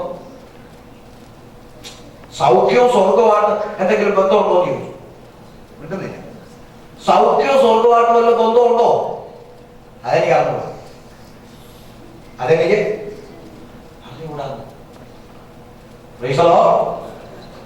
ഞാൻ ചോദിച്ചു, ക്യാൻസർ മാറിയ സാക്ഷ്യം 50 സ്റ്റേജിൽ പറഞ്ഞാലും രക്ഷിക്കപ്പെട്ടില്ലെങ്കിലോ? രക്ഷിക്കപ്പെട്ടില്ലെങ്കിലോ? സ്നാനമേറ്റില്ലെങ്കിലോ? പാപത്തോട് വേർപെട്ട ജീവിതം നയിച്ചില്ലെങ്കിലോ? നീ 50 സ്റ്റേജിൽ കയറി സാക്ഷ്യം പറഞ്ഞ് ടിവിയിലും വന്നുകൊണ്ട് നിത്യതയിലോട്ട് വലിച്ചെടുക്കൂ? സൗഖ്യവും സ്വർഗവുമായിട്ട് പുലബന്ധമില്ല. യേശുവിന്റെ അടുക്ക 10 കുഷ്ഠരോഗി വന്നു, 10 കൊടുത്തു സൗഖ്യം. കൊടുത്തോച്ചാ 10 കൊടുത്തില്ല സൗഖ്യം? ഉണ്ടെന്നില്ലല്ലോ, കൊടുത്തു. 9 സൗഖ്യം വാങ്ങി വന്ന വഴി പോയി. ഒരുവൻ കർത്താവിനെ അനുഗമിക്കാൻ വന്നു. അവൻ അവനെ അനുഗമിച്ചു നൽകി. യേശുവിനെ ഫോളോ ചെയ്തവൻ എന്തുണ്ട്? നിത്യതയോ. സൗഖ്യം കഴിച്ച് വീട്ടിൽ പോയ 9 എന്തില്ല? നിത്യതയില്ല. പക്ഷെ എന്ത് കിട്ടി? സൗഖ്യം കിട്ടി. എന്ത് ഗുണം? പിന്നെ ചാവത്തില്ലേ? പിന്നെ ചാവത്തില്ലേ? പിന്നെ ചാവും. പിന്നെ എന്ത് ഗുണം? അപ്പൊ അത്ഭുതവും അടയാളവും വിടുതലും എല്ലാം കാണിച്ച് ആളെ കൂട്ടിയേച്ച് അവരെ പഠിപ്പിക്കുന്നത് ദുരുപദേശമാണെങ്കിൽ ആ സൗഖ്യം കൊണ്ട് അവർക്ക് എന്ത് ഗുണമെന്നാണ് ഞാൻ ഈ ചോദിക്കുന്നത്. വഞ്ചിക്കപ്പെടരുത്. Praise the lord. നാം നിത്യതയ്ക്ക് വേണ്ടി വിളിക്കപ്പെട്ടവരാ. നിത്യതയ്ക്ക് വേണ്ടി വിളിക്കപ്പെട്ട മക്കളായി തീർന്നവർക്ക് വിടുതൽ നൽകാൻ കഴിവുള്ള അപ്പനെയാ നാം സേവിക്കുന്നത്. ആ മക്കൾക്ക് ഒരു അസുഖം വന്നാൽ, ഒരു രോഗം വന്നാൽ അപ്പൻ സൗഖ്യമാക്കാൻ മതിയായവനാ. ആ ദൈവം നമുക്ക് സൗഖ്യം തരും, വിടുതൽ തരും. ഇനി ഒരു പക്ഷേ കർത്താവ് പറയാം എനിക്കിപ്പോ അത് സൗഖ്യമാക്കാൻ മനസ്സിലുള്ളൂ, അവിടെ ഇരിക്കട്ടെന്നാണെങ്കിൽ ഇരിക്കട്ടെ, നിനക്കല്ല ഇരിക്കട്ടെ. അതിനെ ഓവർകം ചെയ്യാനുള്ള കൃപ നിനക്ക് തരാം. മതി മതി. 3 വട്ടം പ്രാർത്ഥിച്ചു നീങ്ങിപ്പോവാ. നീക്കാൻ ഉദ്ദേശമില്ല, അവിടെ ഇരിക്കട്ടെന്ന് പറഞ്ഞു. നാ ഇരിക്കട്ടെ, എന്റെ കൃപ നിനക്ക് മതി. മതി മതിയല്ലോ. പൈസോ നീ കർത്താവിന് ഇത് സൗഖ്യമാക്കി നീ 10 പേരുടെ മുമ്പിൽ സാക്ഷിയാണെന്ന് ഉദ്ദേശം ഉണ്ടോ? സൗഖ്യമാക്കട്ടെ. ഇല്ല, ഇപ്പൊ എന്നാ കുഴപ്പം? സൗഖ്യം കിട്ടിയില്ല, നീ പണങ്ങി പിന്മാറ്റത്തിൽ പോവോ? അങ്ങനെ പിന്മാറ്റത്തിൽ പോകുന്നവൻ രക്ഷിക്കപ്പെട്ടവരാണ്. നാം ഈ പോക്ക് പോയാൽ ലക്ഷ്യം മാറിയാ പോയിക്കൊണ്ടിരിക്കുന്നത്. നാം മടങ്ങി വരണം ദൈവമക്കളെ. ദാക്കന്മാര് വില കൊടുത്ത് സ്ഥാപിച്ച ഒന്നാ ദൈവസഭ. അറിയോ, പച്ചമലം വാരി ഇട്ടിരുന്ന ദുബായിലും വായലും പച്ചമലം വാരി എറിഞ്ഞിട്ടും പൈപ്പ് വെള്ളം പോലും കുടിക്കാതെ പച്ചമലവുമായി കിലോമീറ്ററോളം നടന്ന് സുവിശേഷം അറിയിച്ച പിതാക്കന്മാര് അടലേറും ജീവിതം മരുവിൽ നീ തളരുകയോ സകലയോ പാട്ടുപാടി ആശ്വസിച്ച്, മനസ്സിലായോ? ചപ്പന്നും ചവർന്നും കണ്ട് അവർ വലിച്ചെറിഞ്ഞ പലതും നമ്മുടെ തലമുറ കുനിഞ്ഞു പറക്കിക്കൊണ്ടിരിക്കുക. ഇതല്ല മടങ്ങി വരണമെന്ന് രാത്രി എന്നോട് വരട്ടെ. അങ്ങനെ അത്ഭുതങ്ങളാലും അടയാളങ്ങളാലും വീര്യപ്രവൃത്തികളാലും ദൈവം ഇന്നും പ്രവർത്തിച്ചുകൊണ്ടേയിരിക്കുന്നു. പക്ഷേ നാം വിളിക്കപ്പെട്ട ലക്ഷ്യം ഒരിക്കലും മറന്നു പോകരുത്. അപ്പൊ പിതാവിന്റെ അടുക്കലേക്ക് കരയിൽ പോയ ആ യേശുക്രിസ്തുവിനെ നോക്കി നിൽക്കുന്ന ശിഷ്യന്മാരോട് സ്വർഗത്തിലെ ദൂതന്മാർ വന്ന് സാക്ഷ്യപ്പെടുത്തിയതാണ് നമ്മുടെ ഗുരുവാക്യം. കിരീടപുരുഷന്മാരെ, നിങ്ങൾ ആകാശത്തേക്ക് നോക്കി നിൽക്കുന്നതെന്ന് നിങ്ങളെ വിട്ട് സ്വർഗാരോഹണം ചെയ്ത യേശുവിനെ സ്വർഗത്തിലേക്ക് പോകുന്നവരാണ് നിങ്ങൾ കണ്ട പോലെ തന്നെ അവൻ വീണ്ടും വരും. വെളിപ്പാട് 22:12 എത്തിയപ്പോൾ സ്വർഗത്തിലെ അവയെ കർത്താവ് അതിന് ഒന്നുകൂടെ അടിവരയിട്ടങ്ങ് ഉറപ്പിച്ചുകൊണ്ട് പറഞ്ഞു, ഇതാ ഞാൻ വേഗം വരുന്നു. ശ്രദ്ധിക്കൂ, എന്റെ ചിന്താ വിഷയത്തിലോട്ട് ഞാൻ കയറാൻ പോവാണ്. ഒന്ന്, ഇത് ഒരു പ്രവചനമാണ്. ഏത്? ദൂതന്മാർ പറഞ്ഞത് പ്രവചനമാണോ? ഉണ്ടെന്നില്ല. പ്രവചനമാണോ? അതെ. എന്താ പ്രവചനം എന്ന് പറയാൻ കാരണം? ഈ പറഞ്ഞ കാര്യം ഇന്ന് വരെ നടന്നിട്ടില്ല. എന്നാലും എന്ത് ചെയ്യും? നടക്കും. അതുകൊണ്ടാണ് ഇത് പ്രവചന ഗണത്തിൽപ്പെടുത്തിയിട്ടേക്ക്. ഈ പ്രവചനം സംഭവിക്കും. അതെ, ഇതൊക്കെ പ്രവചനം. നമ്മള് പ്രവചനം എന്ന് പറയുന്നത് എന്തുവാ? നടുവേദന, പല്ലുവേദന, ഉളുക്ക്, പിരിപ്പ്, തരിക. നാട്ടിൽ കൊട്ടൻ ചുക്കാതി കാര്യം നടക്കുന്ന പോലെ. എന്റെ കുഞ്ഞെ ഇതൊക്കെ പണ്ട് തത്തയെ കൊണ്ട് വരുന്നവന് പറയുമായിരുന്നു ലക്ഷണം. ഇതിപ്പോ തത്ത മാറി ബൈബിളായതേ ഉള്ളൂ. വേറെ കണക്കല്ലേ? പ്രവാചകന്മാരെ തൊട്ട അമേരിക്ക പ്രശ്നമാണ്. പറയും, ഓ ഇനി ഇങ്ങോട്ട് വരണ്ട, ഇങ്ങനെ തീരുമാനം വേണ്ട. ഇവിടെ ഒന്നും ആരും തീരുമാനിക്കേണ്ട. ദൈവം അയക്കുന്നവർ വരും പോകും. എവിടെ അമേരിക്ക ഒന്നും ആർക്കും എഴുതി കൊടുത്തിട്ടൊന്നും ഇല്ല. കാരണം അതിമോഹമൊന്നും വേണ്ട.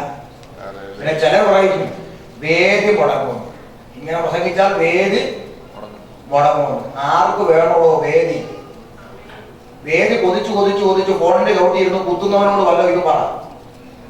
കവലയിൽ ഞാൻ പ്രസംഗിക്കാൻ എനിക്ക് ഇഷ്ടം പോലെ കവല ഇനിയും ബാക്കി കിടക്കുക നാട്ടിൽ. നിന്റെ അനുവാദം വേണോ എനിക്ക് കവലയിൽ പോയി ഇറങ്ങി നിൽക്കാൻ? ഇതൊന്നും പറഞ്ഞ് പേടിപ്പിക്കണ്ട. പിന്നെ ചിലർ പറയുന്നത് വിലക്കോ നാല് ഇന്റർനാഷണൽ കള്ളന്മാര് തലപ്പത്ത് കയറിയിരുന്നോണ്ട് ഉപദേശം പറയുന്നവരെ വിലക്കേണ്ട എന്ത് കാര്യം? സ്വർഗം പ്രസാദിക്കും.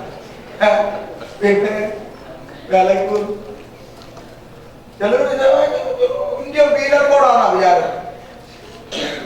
ഇന്ത്യ ബന്ധക്കോസിയാക്കുന്ന ഇന്ത്യ പീനൽ കോഡാണ് മനസ്സിലാക്കിയാൽ മതി. ആമേ അതുകൊണ്ട് സഹരി ശ്രദ്ധിച്ചോ. അപ്പൊ ഇതൊരു പ്രവചനം. വിശുദ്ധ വേദപുസ്തകത്തെ കയ്യിലെടുത്ത കാലം മുതൽ എനിക്കിതിനോട് തോന്നിയ ഇഷ്ടം പല കാരണങ്ങൾ കൊണ്ടാണ്. എല്ലാം വിവരിക്കുന്നില്ല. അതിൽ ഒരു കാരണം വിശുദ്ധ ബൈബിൾ ഒരു പ്രവചന ഗ്രന്ഥമാണ്. മൊത്തത്തിൽ ഒരു പ്രവചന ഗ്രന്ഥമാണ് എന്ന് പറഞ്ഞാൽ ഈ വേദപുസ്തകത്തിൽ എഴുതപ്പെടാത്ത ഒരു കാര്യവും ഈ ലോകത്തിൽ സംഭവിച്ചിട്ടില്ല, ഇനി സംഭവിക്കാനും പോകുന്നില്ല. ഇത് പ്രവചന ഗ്രന്ഥം. അങ്ങനെയെങ്കിൽ യേശുക്രിസ്തുവിന്റെ മടങ്ങിവരവിനെ കുറിച്ച് ദൂതന്മാർ പ്രസ്താവിച്ച ഈ പ്രവചനം നടക്കുവോ ഇല്ലയോ എന്നാണ് ഇന്ന് നാളെയുമായി തെളിയിക്കാൻ പോകുന്നത്. നടക്കുവോ ഇല്ലയോ? എങ്ങനെ തെളിയിക്കും പാസ്റ്ററെ? എന്റെ മുമ്പിൽ ഒറ്റ വഴിയേ ഉള്ളൂ. എന്ത് വഴി? ഇതിനു മുമ്പ് ബൈബിൾ പറഞ്ഞ എന്തെങ്കിലും കാര്യം ലോകത്തിൽ നടന്നിട്ടുണ്ടോ എന്ന് പരിശോധിക്കണം. നടന്നിട്ടുണ്ടെങ്കിൽ ഇത് എന്ത് ചെയ്യും? നടക്കും. നടന്നിട്ടില്ല ഇതെന്ത് ചെയ്യൂല? നടക്കൂല. നമുക്ക് പരിശോധിക്കാം നടക്കുവോ ഇല്ലയോ. ഈ വേദപുസ്തകത്തിൽ എഴുതപ്പെട്ട ചില പ്രവചനങ്ങൾ ഞാൻ വായിച്ചു കേൾപ്പിക്കാൻ പോവാ കമ്പിവാചകത്തിൽ. ആദ്യം ചില കുഞ്ഞു പ്രവചനങ്ങൾ ഞാൻ വായിക്കും, പിന്നീട് വലുതിലേക്ക് വരും. കാര്യം ഏത് ചെറുതി തുടങ്ങണം പോലെ അപ്പച്ചന്മാര് പറയാം. അതുകൊണ്ട് ചെറുതി തുടങ്ങി വലുതിലേക്ക് വരാം. ഞാൻ ഒരു കാര്യം മുൻകൂർ ജാമ്യമായിട്ട് പറയാം. ഈ ചെറിയ കുഞ്ഞു കുഞ്ഞു പ്രവചനം ഞാൻ ഒന്ന് വായിപ്പിക്കും. അത് വായിക്കുമ്പോൾ നിങ്ങളെ പിള്ളേരൊന്നും എന്നോട് പിണങ്ങിയൊന്നും ചെയ്യരുത്. കാര്യം സ്വർഗത്തിൽ പേര് വെട്ടുന്ന കാര്യമായിട്ടൊന്നും അല്ല ഞാൻ പറയുന്നത്. ഒരു ചെറിയ കാര്യം നടന്നു എന്ന് തെളിയിക്കാൻ വേണ്ടി ഉപദേശമാക്കിയോ അല്ലെങ്കിൽ ഇറങ്ങാൻ വെളിയിലെന്ന് ഒന്നും ഞാൻ പറയുന്നില്ല. ഒരു ചെറിയ കാര്യം തുടങ്ങി നമുക്ക് വലുതിലേക്ക് വരാം. വേദപുസ്തകത്തിലെ ആദ്യത്തെ 5 പുസ്തകം ഉൽപ്പത്തി, പുറപ്പാട്, ലേവ്യ, സംഖ്യ, ആവർത്തനം എന്നിങ്ങനെ പഞ്ചഗ്രന്ഥമാകുന്ന തോറ എന്ന തൗറാത്ത് ആരുടെ എഴുതപ്പെട്ടു? ആരുടെ എഴുതപ്പെട്ടു പഞ്ചഗ്രന്ഥം? അതോ ആത്മാവ് വരുന്നവർക്കൊന്നും അനക്കമില്ല. ആരുടെ എഴുതപ്പെട്ടെന്ന് പറയാൻ എത്ര പാട് മോശം. മോശകരങ്ങളാൽ എഴുതപ്പെട്ട പഞ്ചഗ്രന്ഥത്തിന് ഇന്ന് ബൈബിൾ പണ്ഡിതന്മാർ വിലയിടുന്ന കാലപ്പഴക്കം ഏകദേശം 3500 വർഷം. ഏകദേശം കണക്കാണ്. അതുകൊണ്ട് 500 ഞാൻ കട്ട് ചെയ്യും. എന്നൊരു വാദമൊന്നും വേണ്ട. 3000 ഇരുന്നോട്ടെ, ഒരു വാദം വേണ്ട. 3000 വർഷത്തോളം പഴക്കം പഞ്ചഗ്രന്ഥത്തിനുണ്ട്. എന്നാ ഇവിടെ ശാസ്ത്രവും കണ്ടുപിടുത്തവും കമ്പ്യൂട്ടറും ടെക്നോളജി ഇന്റർനെറ്റും ശാസ്ത്രം എന്ന വാക്കും എല്ലാം വന്നിട്ട് ഏതാണ്ട് ഒരു 450-500 വർഷത്തെ പഴക്കേ ഉള്ളൂ. അത് ശ്രദ്ധിക്കണം. 3000 എവിടെ, 500 എവിടെ? ആട് വ്യത്യാസം കിടക്കുക രംഗം. 3000 വർഷങ്ങൾക്കപ്പുറം പഞ്ചഗ്രന്ഥത്തിൽ മോശ എഴുതി വെച്ച കുഞ്ഞു പ്രവചനം തുടങ്ങി ഇങ്ങോട്ട് സംഭവിച്ചുകൊണ്ടിരിക്കുന്നത് ശ്രദ്ധിച്ചേ. ലേവ്യ 19:27 കുഞ്ഞു കാര്യമാണ്. ഞാൻ നേരത്തെ പറഞ്ഞു. കുഞ്ഞു കാര്യം 19:27.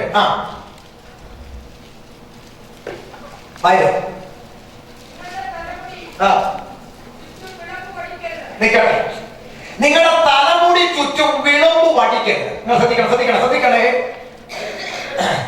അത് ഇന്ത്യക്കാർക്ക് എഴുതിയതാകണം. അമേരിക്കയിൽ അത് ബാധകമല്ല. എന്നൊന്നും പറഞ്ഞില്ല. ശ്രദ്ധിക്കണേ.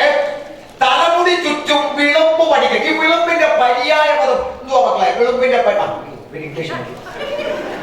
വിളമ്പിന്റെ പര്യായം എന്താ പറയുക? അരിക്, അറ്റം, തുമ്പ്, അല്ലേ? അതൊക്കെ പര്യായമാണ്. അപ്പൊ മുടി വെട്ടരുതെന്നോ പ്രാർത്ഥന പോലെ നടക്കണമെന്നൊന്നും ദൈവം പറഞ്ഞില്ല. മുടി വെട്ടിക്കോ, വൃത്തിയായിട്ട് വെട്ടിക്കോ. പക്ഷെ ഈ വിളമ്പ്, അരിക്, അറ്റം എന്ത് ചെയ്യരുത്? പഠിച്ചിറക്കി ഇങ്ങനെ വെക്കരുത്. ക്രാറ്റി പഠിച്ചു വെക്കരുത്. ഉണ്ടെന്നില്ല. ആ വെക്കുന്നുണ്ടോ? ചുറ്റും വിളുമ്പ് ഇങ്ങനെ വടിച്ചു വെക്കരുത്. ഇത് ഈ 3000 വർഷങ്ങൾക്കപ്പുറം ഇത് എഴുതുമ്പോൾ നിങ്ങൾ ശ്രദ്ധിച്ചേ, നിങ്ങളൊക്കെ പിതാക്കന്മാരുടെ അപ്പച്ചന്മാരുടെ ബ്ലാക്ക് ആൻഡ് വൈറ്റ് ഫോട്ടോ വീട്ടിൽ കാണുമല്ലോ. തപ്പി എടുത്താൽ നോക്കിയാൽ കാണാം. നോക്കേ, 1.5 കിലോ മുടി കാണും തന്നെ. പഴയ ആൾക്കാർ ഈ സഭയിലൊക്കെ ഇങ്ങനെ വളർത്തി മീശയൊക്കെ വിരപ്പിനെ പോലെ വെച്ചൊരു കാലം. ഒരു 50 വർഷം പുറകോട്ടുള്ള നിങ്ങളുടെ അപ്പച്ചന്മാരുടെ ഫോട്ടോ അങ്ങനെ ആണെങ്കിൽ 3000 വർഷങ്ങൾക്കപ്പുറം എഴുതപ്പെട്ട വചനത്തിൽ ജീവിച്ചിരുന്ന ആൾക്കാര് ഇന്നത്തെ പോലെ സ്റ്റൈലിഷും ഒന്നും അല്ലല്ലോ. ആ കാലത്ത് ഇങ്ങനെ ഒരു വചനം എഴുതി വെച്ചാൽ അന്ന് ജീവിച്ചിരുന്ന ആൾക്കാർക്ക് വന്നിട്ട് മോശയുടെ കവളത്തിട്ട് ഓട്ടും കൂടെ കൊടുത്തിട്ട് ചോദിക്കും മോശമായിട്ട് എഴുതി വെക്കരുത്. ഇവിടെ ഈ അച്ഛനും മുലയൊക്കെ പഠിച്ചുകൊണ്ട് നടക്കുന്ന മരവും അടി ദൈവോധമെന്ന് പറഞ്ഞു പൊട്ടത്തിൽ എഴുതി വെച്ചിട്ട് ഞങ്ങളെ കളിപ്പിക്കാൻ മോശം പറയും, എന്നെ തന്നല്ലേ ആത്മാവ് വെളിപ്പെടുത്തി ഞാൻ പൊട്ടനെ പോലെ എഴുതിയെന്നല്ലേ ഉള്ളൂ. കാലം മുന്നോട്ട് പോട്ട കുഞ്ഞമ്മേ, നിവർത്തിയാക്കി. ഇന്ന് നിങ്ങൾ മറുപടി പറയണം, ഈ വചനം നിവർത്തിയായോ?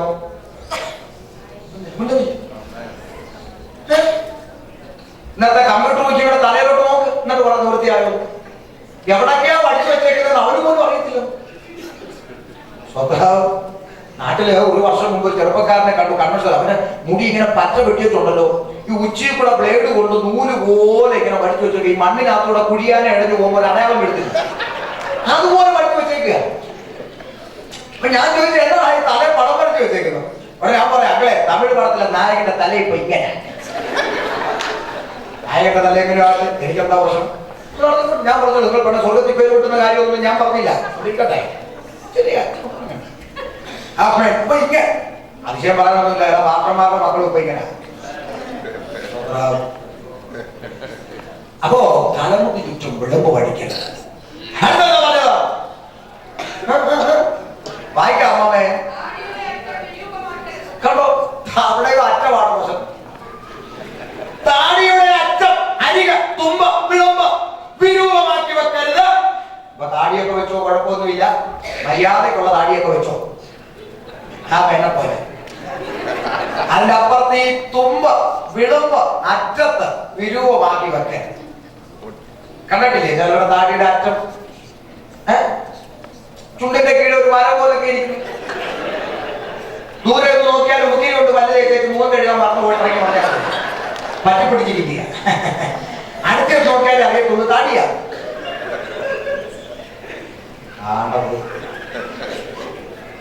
പിള്ളേരാരെയൊക്കെ ഉപദ്രവിക്കാതെ കൊണ്ടനെ പറഞ്ഞല്ലോ. നിങ്ങളെ സ്വർഗത്തിൽ ഇറക്കി വിടുന്നൊന്നും ഞാൻ പറഞ്ഞില്ല. ഞാൻ ഒരു ചെറിയ പ്രവചന നിവൃത്തിക്ക് പറഞ്ഞെന്നുള്ളത് കൊണ്ട് നിങ്ങൾ പണം കണ്ട. അപ്പൊ സംഗതി അതൊന്നും നിവർത്തിയാല്ലേ. ഒരു കുഞ്ഞു കാര്യം കൂടെ പറഞ്ഞ ഗൗരവമുള്ള വിഷയത്തോടാണ് ഓടി വരട്ടെ. ആവർത്തനം 22:5. ഒരു കുഞ്ഞു കാര്യം കൂടെ പറഞ്ഞിട്ട് ഓടി വരാം. ആവർത്തനം 22:5. വേഗം വേഗം വേഗം.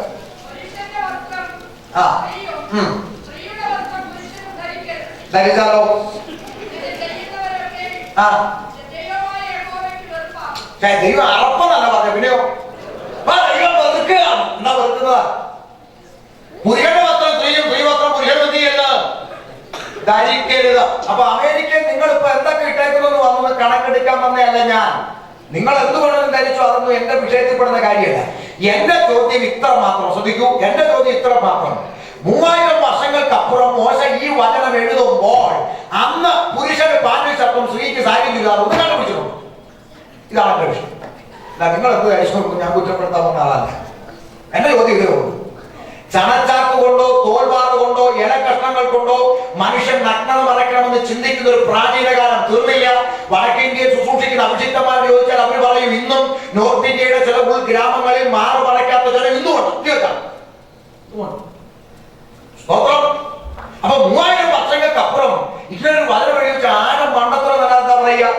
മോശ ഈ പൊട്ടത്തിലൊക്കെ മോശ പറയും എന്റെ തലത്ത് കമ്പ്യൂട്ടറൊക്കെ വരട്ടെ നടക്കുമെന്ന്. നടന്നോ?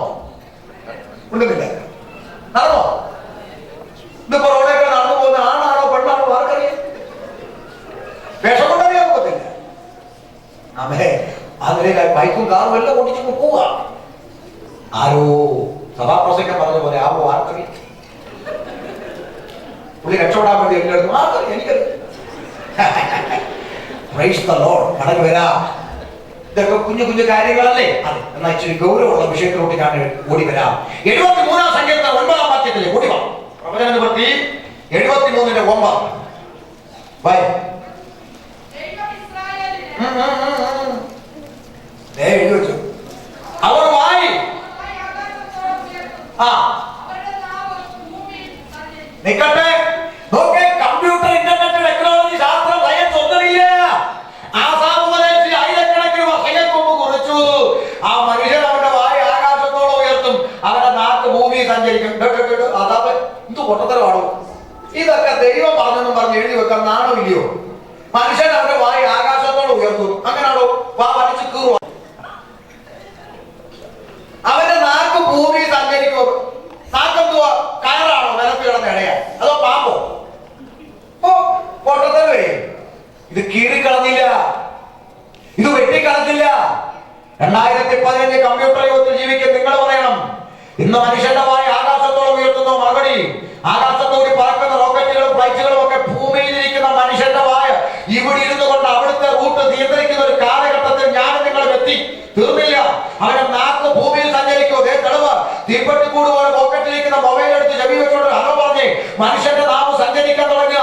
ടവറുകളിൽ നിന്ന് ടവറുകളിലേക്ക്, സാറ്റലൈറ്റിൽ നിന്ന് സാറ്റലൈറ്റിലേക്ക്, അങ്ങനെ ലോകത്തിന്റെ 5 മണ്ഡലങ്ങളിൽ ഈ രാത്രിയിലും മനുഷ്യന്റെ നാവ് സഞ്ചരിച്ചുകൊണ്ടിരിക്കുമ്പോൾ ആയിരക്കണക്കിന് വർഷങ്ങൾക്ക് മുമ്പ് വേദപുസ്തകം പറഞ്ഞ് നിവർത്തിയാകും. കളിയെഴുതുന്നത് വീണ്ടും ഉപദ്ധ്യായ 1:4 വായിക്കുക. ഉപദ്ധ്യായ 1:4 വേഗത്തിൽ. ഉപദ്ധ്യായ 1:4.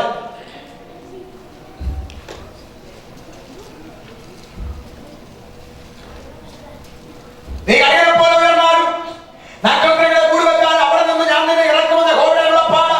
കണ്ടുപിടുത്തമില്ല, ഇന്റർനെറ്റില്ല, ടെക്നോളജിയില്ല, ശാസ്ത്രമില്ല, സയൻസില്ല, ഒരു കുന്തമില്ലാത്ത കാലത്ത് വെടിവെക്കുകയാണ് ഉപദ്ധ്യാപ്രവാചകൻ.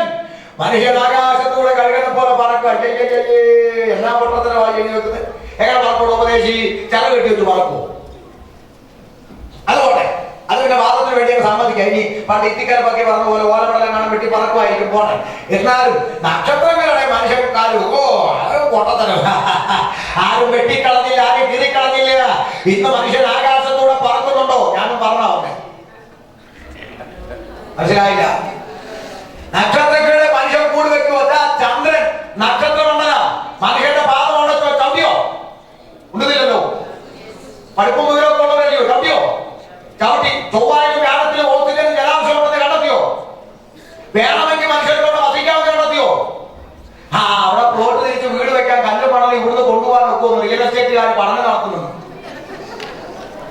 നീ പ്ലോട്ട് തിരിച്ച് വീട് വെച്ചാലും കൂട് വെച്ചാലും ഒരൊറ്റ നിമിഷം കൊണ്ട് നിന്നെ താഴെ കൊണ്ടുവരാൻ കഴിവുള്ളൊരു ദൈവം ഉണ്ടെന്ന് നീ മറക്കരുത്.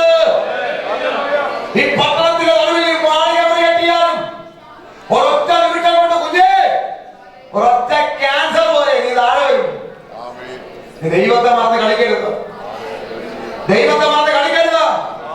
നീ കളിക്കരുത്.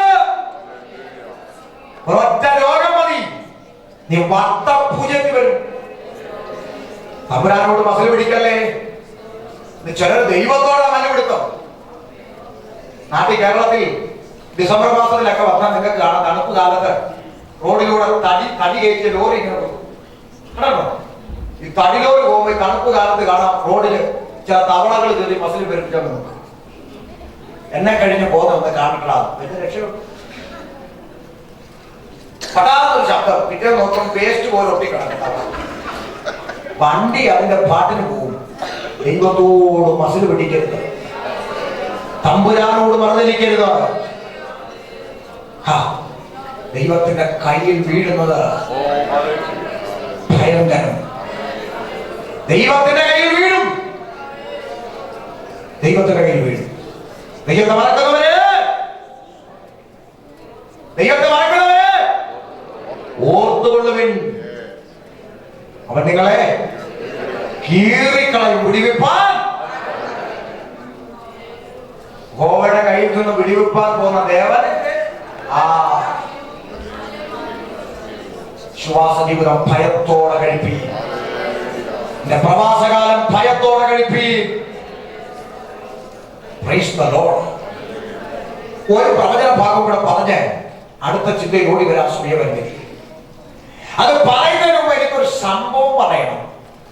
2004 ഡിസംബർ 26 അത് കമ്പ്യൂട്ടർ യുഗം. 2004 ഡിസംബർ 26 ഞായറാഴ്ച പകൽ 10 മണി കഴിഞ്ഞ് കേരളക്കരെ ഞെട്ടിത്തെറിപ്പിച്ച സംഭവം ഉണ്ടായി. മറന്നില്ലേ പറഞ്ഞേ? എന്താ മാമി? സുനാമി. എന്താ സുനാമി?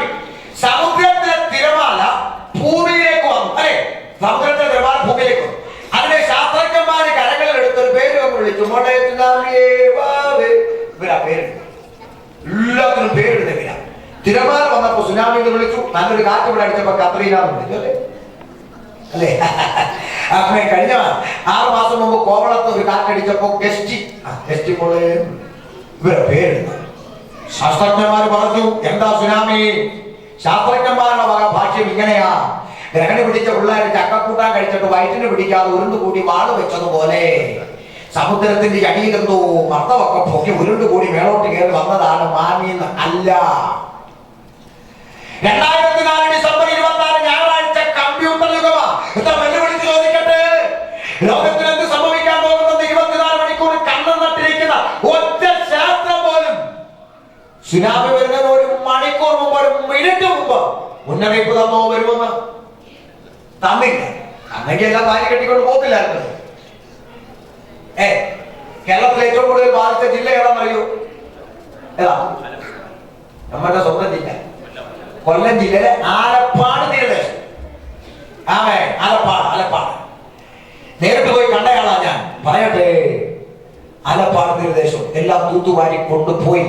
ഒറ്റ ശാസ്ത്രം മുന്നറിയിപ്പ് തന്നില്ല. എന്നാ കേട്ടോ, ആയിരക്കണക്കിന് വർഷങ്ങൾക്ക് മുമ്പ് ആമോസ് എന്ന പ്രവാചകന്റെ നാവിൽ 5-ാം അധ്യായം 7-ാം വാക്യത്തിൽ പരിശുദ്ധാത്മാവിനാൽ കുറിക്കപ്പെട്ടു. സുനാമി എന്തിനു വരും, എങ്ങനെ വരും, ആരുടെ മേൽ വരും? നോക്ക്, ന്യായത്തെ കാഞ്ഞിരമാക്കി തീർക്കുകയും നീതിയെ നിലത്ത് തള്ളിയിട്ട് കളയുകയും ചെയ്യുന്നവരെ. അപ്പൊ ആരോടാണ് പറയുന്നത്? ന്യായത്തെ കാഞ്ഞിരമാക്കുന്നവര്. അതാരാ പറയാം? കാഞ്ഞിരത്തിന്റെ പ്രത്യേകത എന്തുവാ മാമേ?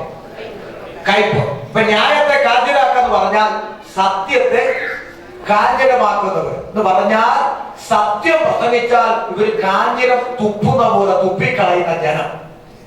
നീതി പ്രസംഗിക്കുന്നവരെ നിരത്ത് തള്ളിയിടും എന്ന് പറഞ്ഞാൽ വെള്ളമടിച്ച് മുണ്ടും മടക്കി കുത്തി കവലയിൽ നിന്ന് തെറി വിളിക്കുന്നവൻ അന്നസാട്ട് അവിടെ നിന്ന് വിളിക്കും. ആർക്കും പരാതി ഉണ്ടോ? പരാതിയില്ല. ഇന്ന് പള്ളിക്കകത്ത് അങ്ങനെ സകല സൂത്രം കാണിച്ച് നടക്കുന്നവന് ഏത് തരത്തിലുള്ള അധികാരവും കിട്ടും. പരാതിയില്ല. സൂത്രം കാണിച്ച് നടക്കുന്നവന് സെക്രട്ടറി ആകാം, ട്രഷറാകാം, സൂപ്രണ്ട് ആകാം, റമയാകാം, പാസ്റ്റർ ആകാം, സകലതും ആകാം. എന്ത് കൊള്ളരുതായ്മയ്ക്ക് കൂട്ടുനിന്നാലും ആകാം. കൂടെ 10 ഗുണ്ടകളെ കൂടെ നിർത്തിയാൽ മതി. ആമേൻ. നീതി പ്രസംഗിക്കുന്നവൻ വല്ലതും മിണ്ടിപ്പോയാൽ അവനെ നിലത്തിട്ട് ചവിട്ടിക്കളയും. അങ്ങനെ ഒരു ജനക്കൂട്ടത്തെ നോക്കി പ്രവചനാത്മാവിൽ വിളിച്ചു പറഞ്ഞതാണ് കാർത്തികയും മകയിരത്തെയും സൃഷ്ടിക്കയും എന്ന് പറഞ്ഞാൽ എന്താ? കാർത്തികയും മകയിലും ഒക്കെ വലിയ സംഭവമാക്കി കൊണ്ടാടുന്ന ജാതികൾ അന്നുണ്ടായിരുന്നു. അവരോട് പറയാം, നിനക്ക് മെഴുകുതിരി കത്തിക്കാനും പുഴുക്ക് കപ്പ പുഴുങ്ങാനും കാർത്തികയും മകയിലും സൃഷ്ടിച്ചു തന്നവൻ, ആ ദിവസത്തെ നിനക്ക് ഉണ്ടാക്കി തന്നവനും, അന്ധതമസിനെ പ്രഭാതമാക്കി മാറ്റുന്ന പറഞ്ഞ രാത്രിയെ പകലാക്കി മാറ്റുന്നവനും, തിരിച്ച് പകലിന്റെ രാത്രിയാക്കി ഇരുട്ടുന്നവനും. അടുത്ത വാക്ക് ശ്രദ്ധിച്ചു കേട്ടു. സമുദ്രത്തിലെ വെള്ളത്തെ എങ്ങനെ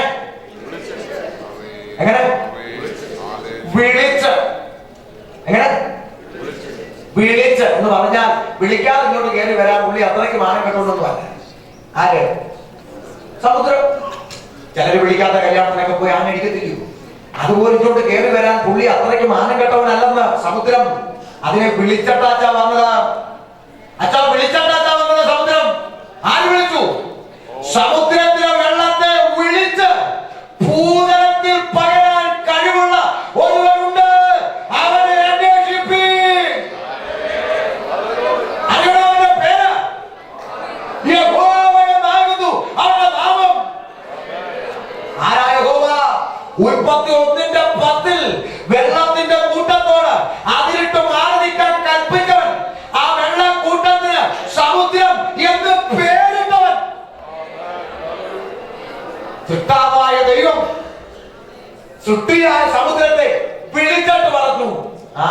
ആലപ്പാട് തീരദേശത്തേക്ക് കയറാന്ന് പറഞ്ഞു. Praise the Lord. Praise the Lord. ഇനി ഒന്ന് രണ്ട് സംഭവങ്ങൾ ഞാൻ പറയാം. അത് സംഭവിച്ച ഡേറ്റിന് രണ്ട് പ്രത്യേകതയുണ്ട്. എന്താണെന്നറിയാമോ? ഒന്ന് ഞാൻ പറയാം, ഒന്ന് നിങ്ങൾ പറയണം. ഡിസംബർ 26, 2004 ഡിസംബർ 26 ഒന്നാമത്തെ പ്രത്യേകത ഞായറാഴ്ച. എന്താ ഞായറാഴ്ച? കർത്ത ദിവസം, ആഴ്ചയുടെ ഒന്നാം ദിവസം, അല്ലെ? ആരാധനാ ദിവസം, ചിലർക്ക് അവധി ദിവസം, ചിലർ പത്രത്തിൽ മേടിക്കുന്ന ദിവസം, അങ്ങനെ ഞായറാഴ്ച ദിവസം.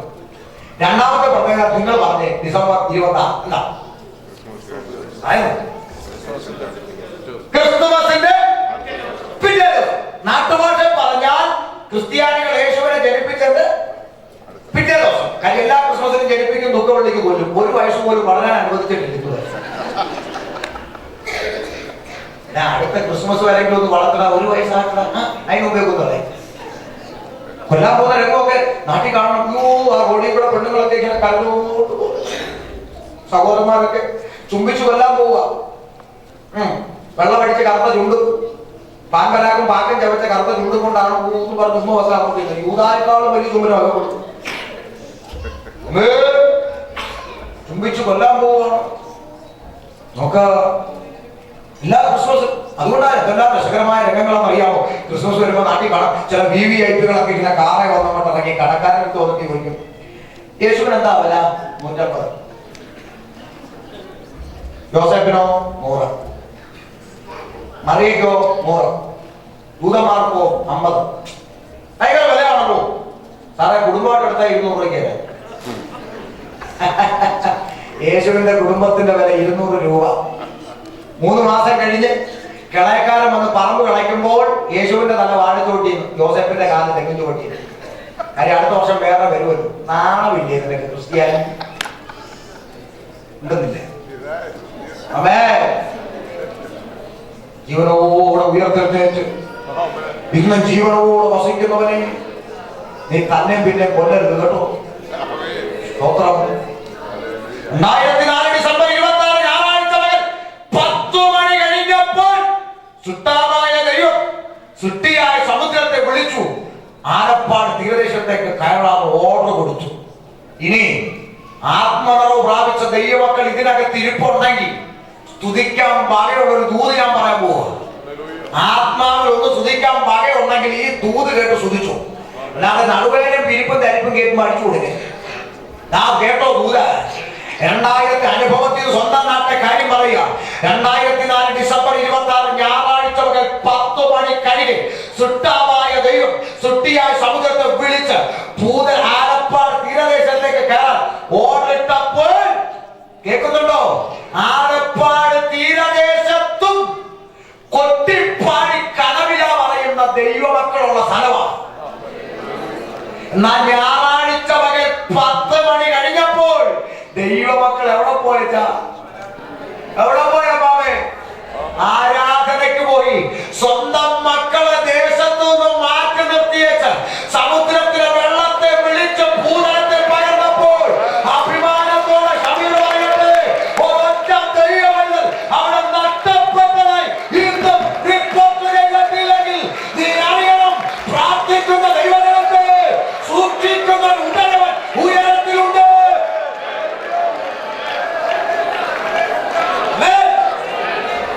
പ്രാർത്ഥിക്കുന്നവരെ സൂക്ഷിക്കുന്ന ദൈവം ഉയരത്തിലുണ്ട്. അവന് വേണ്ടി ന്യായം വിധിക്കുന്ന ഒരു ദൈവം ജീവനോടെ ഉണ്ട്. പിന്നെ ആരെങ്കിലും പോയിട്ടുണ്ടെങ്കിൽ അത് ആരാധനയ്ക്ക് പോകാതെ സൂത്രം കാണിച്ച് വീട്ടിൽ ഇരുന്നവരാ പോയത്. അവൻ പോണം. ഒറ്റ ദൈവം നിങ്ങൾ കേൾക്കുന്നുണ്ടോ? അമേരിക്കയിലെ ഉഗാണ്ടയിലെ കാര്യമല്ല പറഞ്ഞ, സ്വന്തം നാട്ടിലെ കാര്യ. പ്രാർത്ഥിക്കുന്നവനെ പ്രമാണത്തിൽ നിൽക്കുന്നവനെ സൂക്ഷിക്കുന്ന ഒരു ദൈവമുണ്ട്. ന്യായവിധിയിൽ നിന്ന് അവനെ മാറ്റി നിർത്തുന്ന ഒരു ദൈവമുണ്ട്. അങ്ങനെയെങ്കിൽ അമേരിക്കയോട് ഞാൻ വിളിച്ചു പറയുന്നു, സൊദോം ഗൊമോറയെ ന്യായം വിധിച്ച ദൈവം ഈ പട്ടണത്തിന്റെ മേൽ ന്യായവിധി അയക്കുമ്പോൾ നീതിമാനായ ലോത്തിനെ പിടിച്ചു മാറ്റി നിർത്തിയതുപോലെ എന്റെയും എന്റെ കുടുംബത്തെയും തമ്പുരാൻ മാറ്റി നിർത്തുമെന്ന് ഇന്ന് രാത്രി നെഞ്ചി കൈവച്ച് പറയാൻ തന്റെ പ്രാഗൽഭ്യമുള്ള ദൈവജനത്തിലുണ്ടെങ്കിൽ വിളിച്ചു പറയട്ടെ, നിന്നെ കരുതുന്ന ഒരു ദൈവമുണ്ട്. ദൈവികമല്ലാത്ത നിയമം പട്ടണത്തിൽ നിലവിൽ വന്നല്ലേ തമ്പുരാന്റെ ന്യായവിധി പട്ടണം നേരിടാൻ പോവുകയാണ്. നീ ഓടാൻ തയ്യാറെടുത്തു. നീരിക്കെ വന്നു അല്ലേ, പിക്നിക്കിന് വന്ന സുഖമുണ്ട്. കെട്ടിപ്പറക്കി ഓടാൻ ഒരുങ്ങിക്കോ, ആട്ടി തുടങ്ങാൻ പോലെ ഉള്ളൂ. ആമേൻ. പക്ഷെ നീതിമാൻ പറയാം, പ്രമാണത്തിൽ നിൽക്കുന്നവർ പറയാം, ലോകത്തിനെ പിടിച്ചു വലിച്ചിറക്കി നിർബന്ധത്താൽ മാറ്റി നിർത്തിയതുപോലെ ന്യായവിധിയുടെ കരം പട്ടണത്തിന് മേൽ അയക്കുമ്പോൾ ദൈവസന്നിധിയിൽ മുട്ടുമേ നിന്ന് നിലവിളിക്കുന്ന പ്രമാണത്തിൽ നിൽക്കുന്ന ആമെ കരുത്തർത്തിട്ടാൽ വചനം വിട്ട് ഒരു കളിക്ക് കൂട്ടി നിൽക്കത്തില്ലെന്ന് പറയുന്ന ആമെ പ്രമാണത്തിൽ നിൽക്കുന്ന ഒരു ന്യൂനപക്ഷത്തെ എന്റെ ദൈവം കരുതിക്കുന്നു. ആ കൂട്ടത്തിൽ നീ ഉണ്ടാകാൻ ഒരുങ്ങി രക്ഷിപ്പാൻ. ഇവിടെ പണമുള്ള ഒരുത്തൻ എഴുന്നേറ്റാ നടക്കുകയല്ല, തമ്പുരാന്റെ കയ്യിൽ നിന്ന് നിന്നെ രക്ഷിപ്പാൻ. പാസ്റ്റർ പറഞ്ഞ ബൈബിൾ പ്രവചന ഗ്രന്ഥമാണ്. അതിൽ എഴുതിയിരിക്കുന്ന കാര്യങ്ങളാണ് ഇപ്പൊ നടന്നുകൊണ്ടിരിക്കുന്നത്. ഇത് മനസ്സിലായി. ഇനിയിപ്പോ എന്താ അത്രയും മനസ്സിലായെങ്കിൽ അടുത്തൊരു പോയിന്റ് പറഞ്ഞ് ഞാൻ തുടരുമെന്നിടാൻ പോവുക. അത്രയും മനസ്സിലായെങ്കിൽ ആമേൻ പറയട്ടെ, ആമേൻ സമുദ്രത്തിലെ തിരമാല ഭൂമിയിലേക്ക് വന്നെങ്കിൽ, താടിയുടെ അറ്റം വിരൂപമാക്കൽ നിവർത്തിയായെങ്കിൽ, തലമുടി പഠിക്കൽ നിവർത്തിയായെങ്കിൽ, മനുഷ്യൻ ആകാശത്ത് പറന്നെങ്കിൽ, അതാ നക്ഷത്രങ്ങളെ കാലുകുത്തിയെങ്കിൽ, മനുഷ്യന്റെ വായ ആകാശത്തോളം ഉയർന്നെങ്കിൽ, അവരുടെ നാക്ക് ഭൂമിയിൽ സഞ്ചരിക്കുന്നെങ്കിൽ, സമുദ്രത്തിലെ തിരമാല ഭൂമിയിലേക്ക് വന്നു എങ്കിൽ, സ്വർഗത്തിലെ ദൂതന്മാർ സ്വന്തം നാവ് കൊണ്ട് പറഞ്ഞ പ്രവചനം നടക്കാതിരിക്കുമോ? ഇല്ല, അത് നടക്കും. നിങ്ങൾ ഗലീല പുരുഷന്മാരെ, നിങ്ങൾ ആകാശത്തേക്ക് നോക്കി നിൽക്കുന്നുണ്ട്. നിങ്ങളെ സ്വർഗാനുഗ്രഹം ചെയ്ത യേശു സ്വർഗത്തിലേക്ക് പോകുന്നതിനാൽ നിങ്ങൾ കണ്ടതുപോലെ തന്നെ വീണ്ടും വരുമെന്ന് പ്രവാചകന്മാർ പറഞ്ഞതല്ല, പുരോഹിതന്മാർ പറഞ്ഞതല്ല, രാജാക്കന്മാർ പറഞ്ഞതല്ല, നേതാക്കന്മാർ പറഞ്ഞതല്ല, പിന്നെയോ സാക്ഷാൽ ദൈവമായ ക്രിസ്തുവിനെ ദൂതന്മാർ സാക്ഷ്യപ്പെടുത്തിയ പ്രവചനം. അവൻ പോയതുപോലെ തന്നെ വീണ്ടും മടങ്ങി. അവിടെ നിർത്തി ഞാൻ തുടർന്ന് കിട്ടുമ്പോൾ നാളത്തെ ചിന്ത, ഒരിക്കൽ ഒരു സ്ഥലത്ത് ഈ ചിന്ത പറഞ്ഞ് നിർത്തി തുടരുമെന്നിട്ടപ്പോൾ സ്റ്റേജിന് വെളിയിൽ ഇറങ്ങിയപ്പോൾ അച്ചാപ്പം തട്ടി ചോദിച്ചു, സാറേ പ്രസംഗം എല്ലാം ഇഷ്ടപ്പെട്ടു, എനിക്കൊരു സംശയം ചോദിക്കാവോ? പിന്നെ ജനാധിപത്യം ധൈര്യമായിട്ട് ചോദിക്കാം. അങ്ങനെ പുള്ളി പറഞ്ഞു, അല്ല എന്ന് വരും. ഞാൻ ചോദിച്ചാല് അല്ല യേശു വരുമെന്നല്ലേ പറഞ്ഞപ്പോ എന്ന് വരുന്ന ആ ഡേറ്റ് ഒന്ന് പറഞ്ഞേ. നാളെ പറയാം. ഞാൻ പറഞ്ഞു കൊടുത്തു, നാളെ പറയാം. എപ്പോൾ വരും, എങ്ങനെ വരും, ആർക്ക് വേണ്ടി വരും, വരുമ്പോൾ ആര് പോകും, പോകാതെ കിടക്കുന്നവന് എന്ത് സംഭവിക്കും? അവൻ നാട്ടിൽ ചിലരൊക്കെ കളിയാക്കി പറയാറുണ്ട്. മമ്മിയോട് ചോദിച്ചാൽ അറിയാം, തിരുവനന്തപുരത്തുകാരൊക്കെ ചോദിക്കും, യവന്മാരെ കുറെ നാളുകൊണ്ട് പറഞ്ഞു ഗ്യാസ് വരും, ഗ്യാസ് വരും, ഗ്യാസ് വരട്ടെ, യവന്മാരെ കൊണ്ട് പോട്ടെ, നമ്മളിപ്പോ പാടില്ല, എന്തായാലും പറ്റാൻ,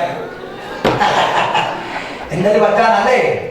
ഇന്ന് രാത്രി കാഹളം ധരിച്ചില്ലെങ്കിൽ നാളെ കേൾക്കാം യേശു വരുന്നു. എന്തിന് അരച്ചെടുക്കാൻ? ആര് പോകും? പോകാതെ കിടക്കുന്നവര് എങ്ങനെ പറ്റും? നാളെ തുടരും. കണ്ണുകളടയ്ക്കാം. സമയപരിമിതിയിൽ പാട്ടുപാടാൻ ഞാൻ എടുക്കുന്നില്ല. നാളെ നമ്മൾ ഒന്നിച്ച് പാടി ആരാധിച്ച് ആനന്ദത്തോടെ കടന്നു പോകാം. ഇന്ന് രാത്രി കേൾക്കപ്പെട്ട ദൈവശബ്ദത്തിന് മുമ്പിൽ നമ്മെ തന്നെ സമർപ്പിക്കാം. നിയോഗിക്കപ്പെട്ടവർ പ്രാർത്ഥിച്ച് യോഗമാശീർവാദം പറയും.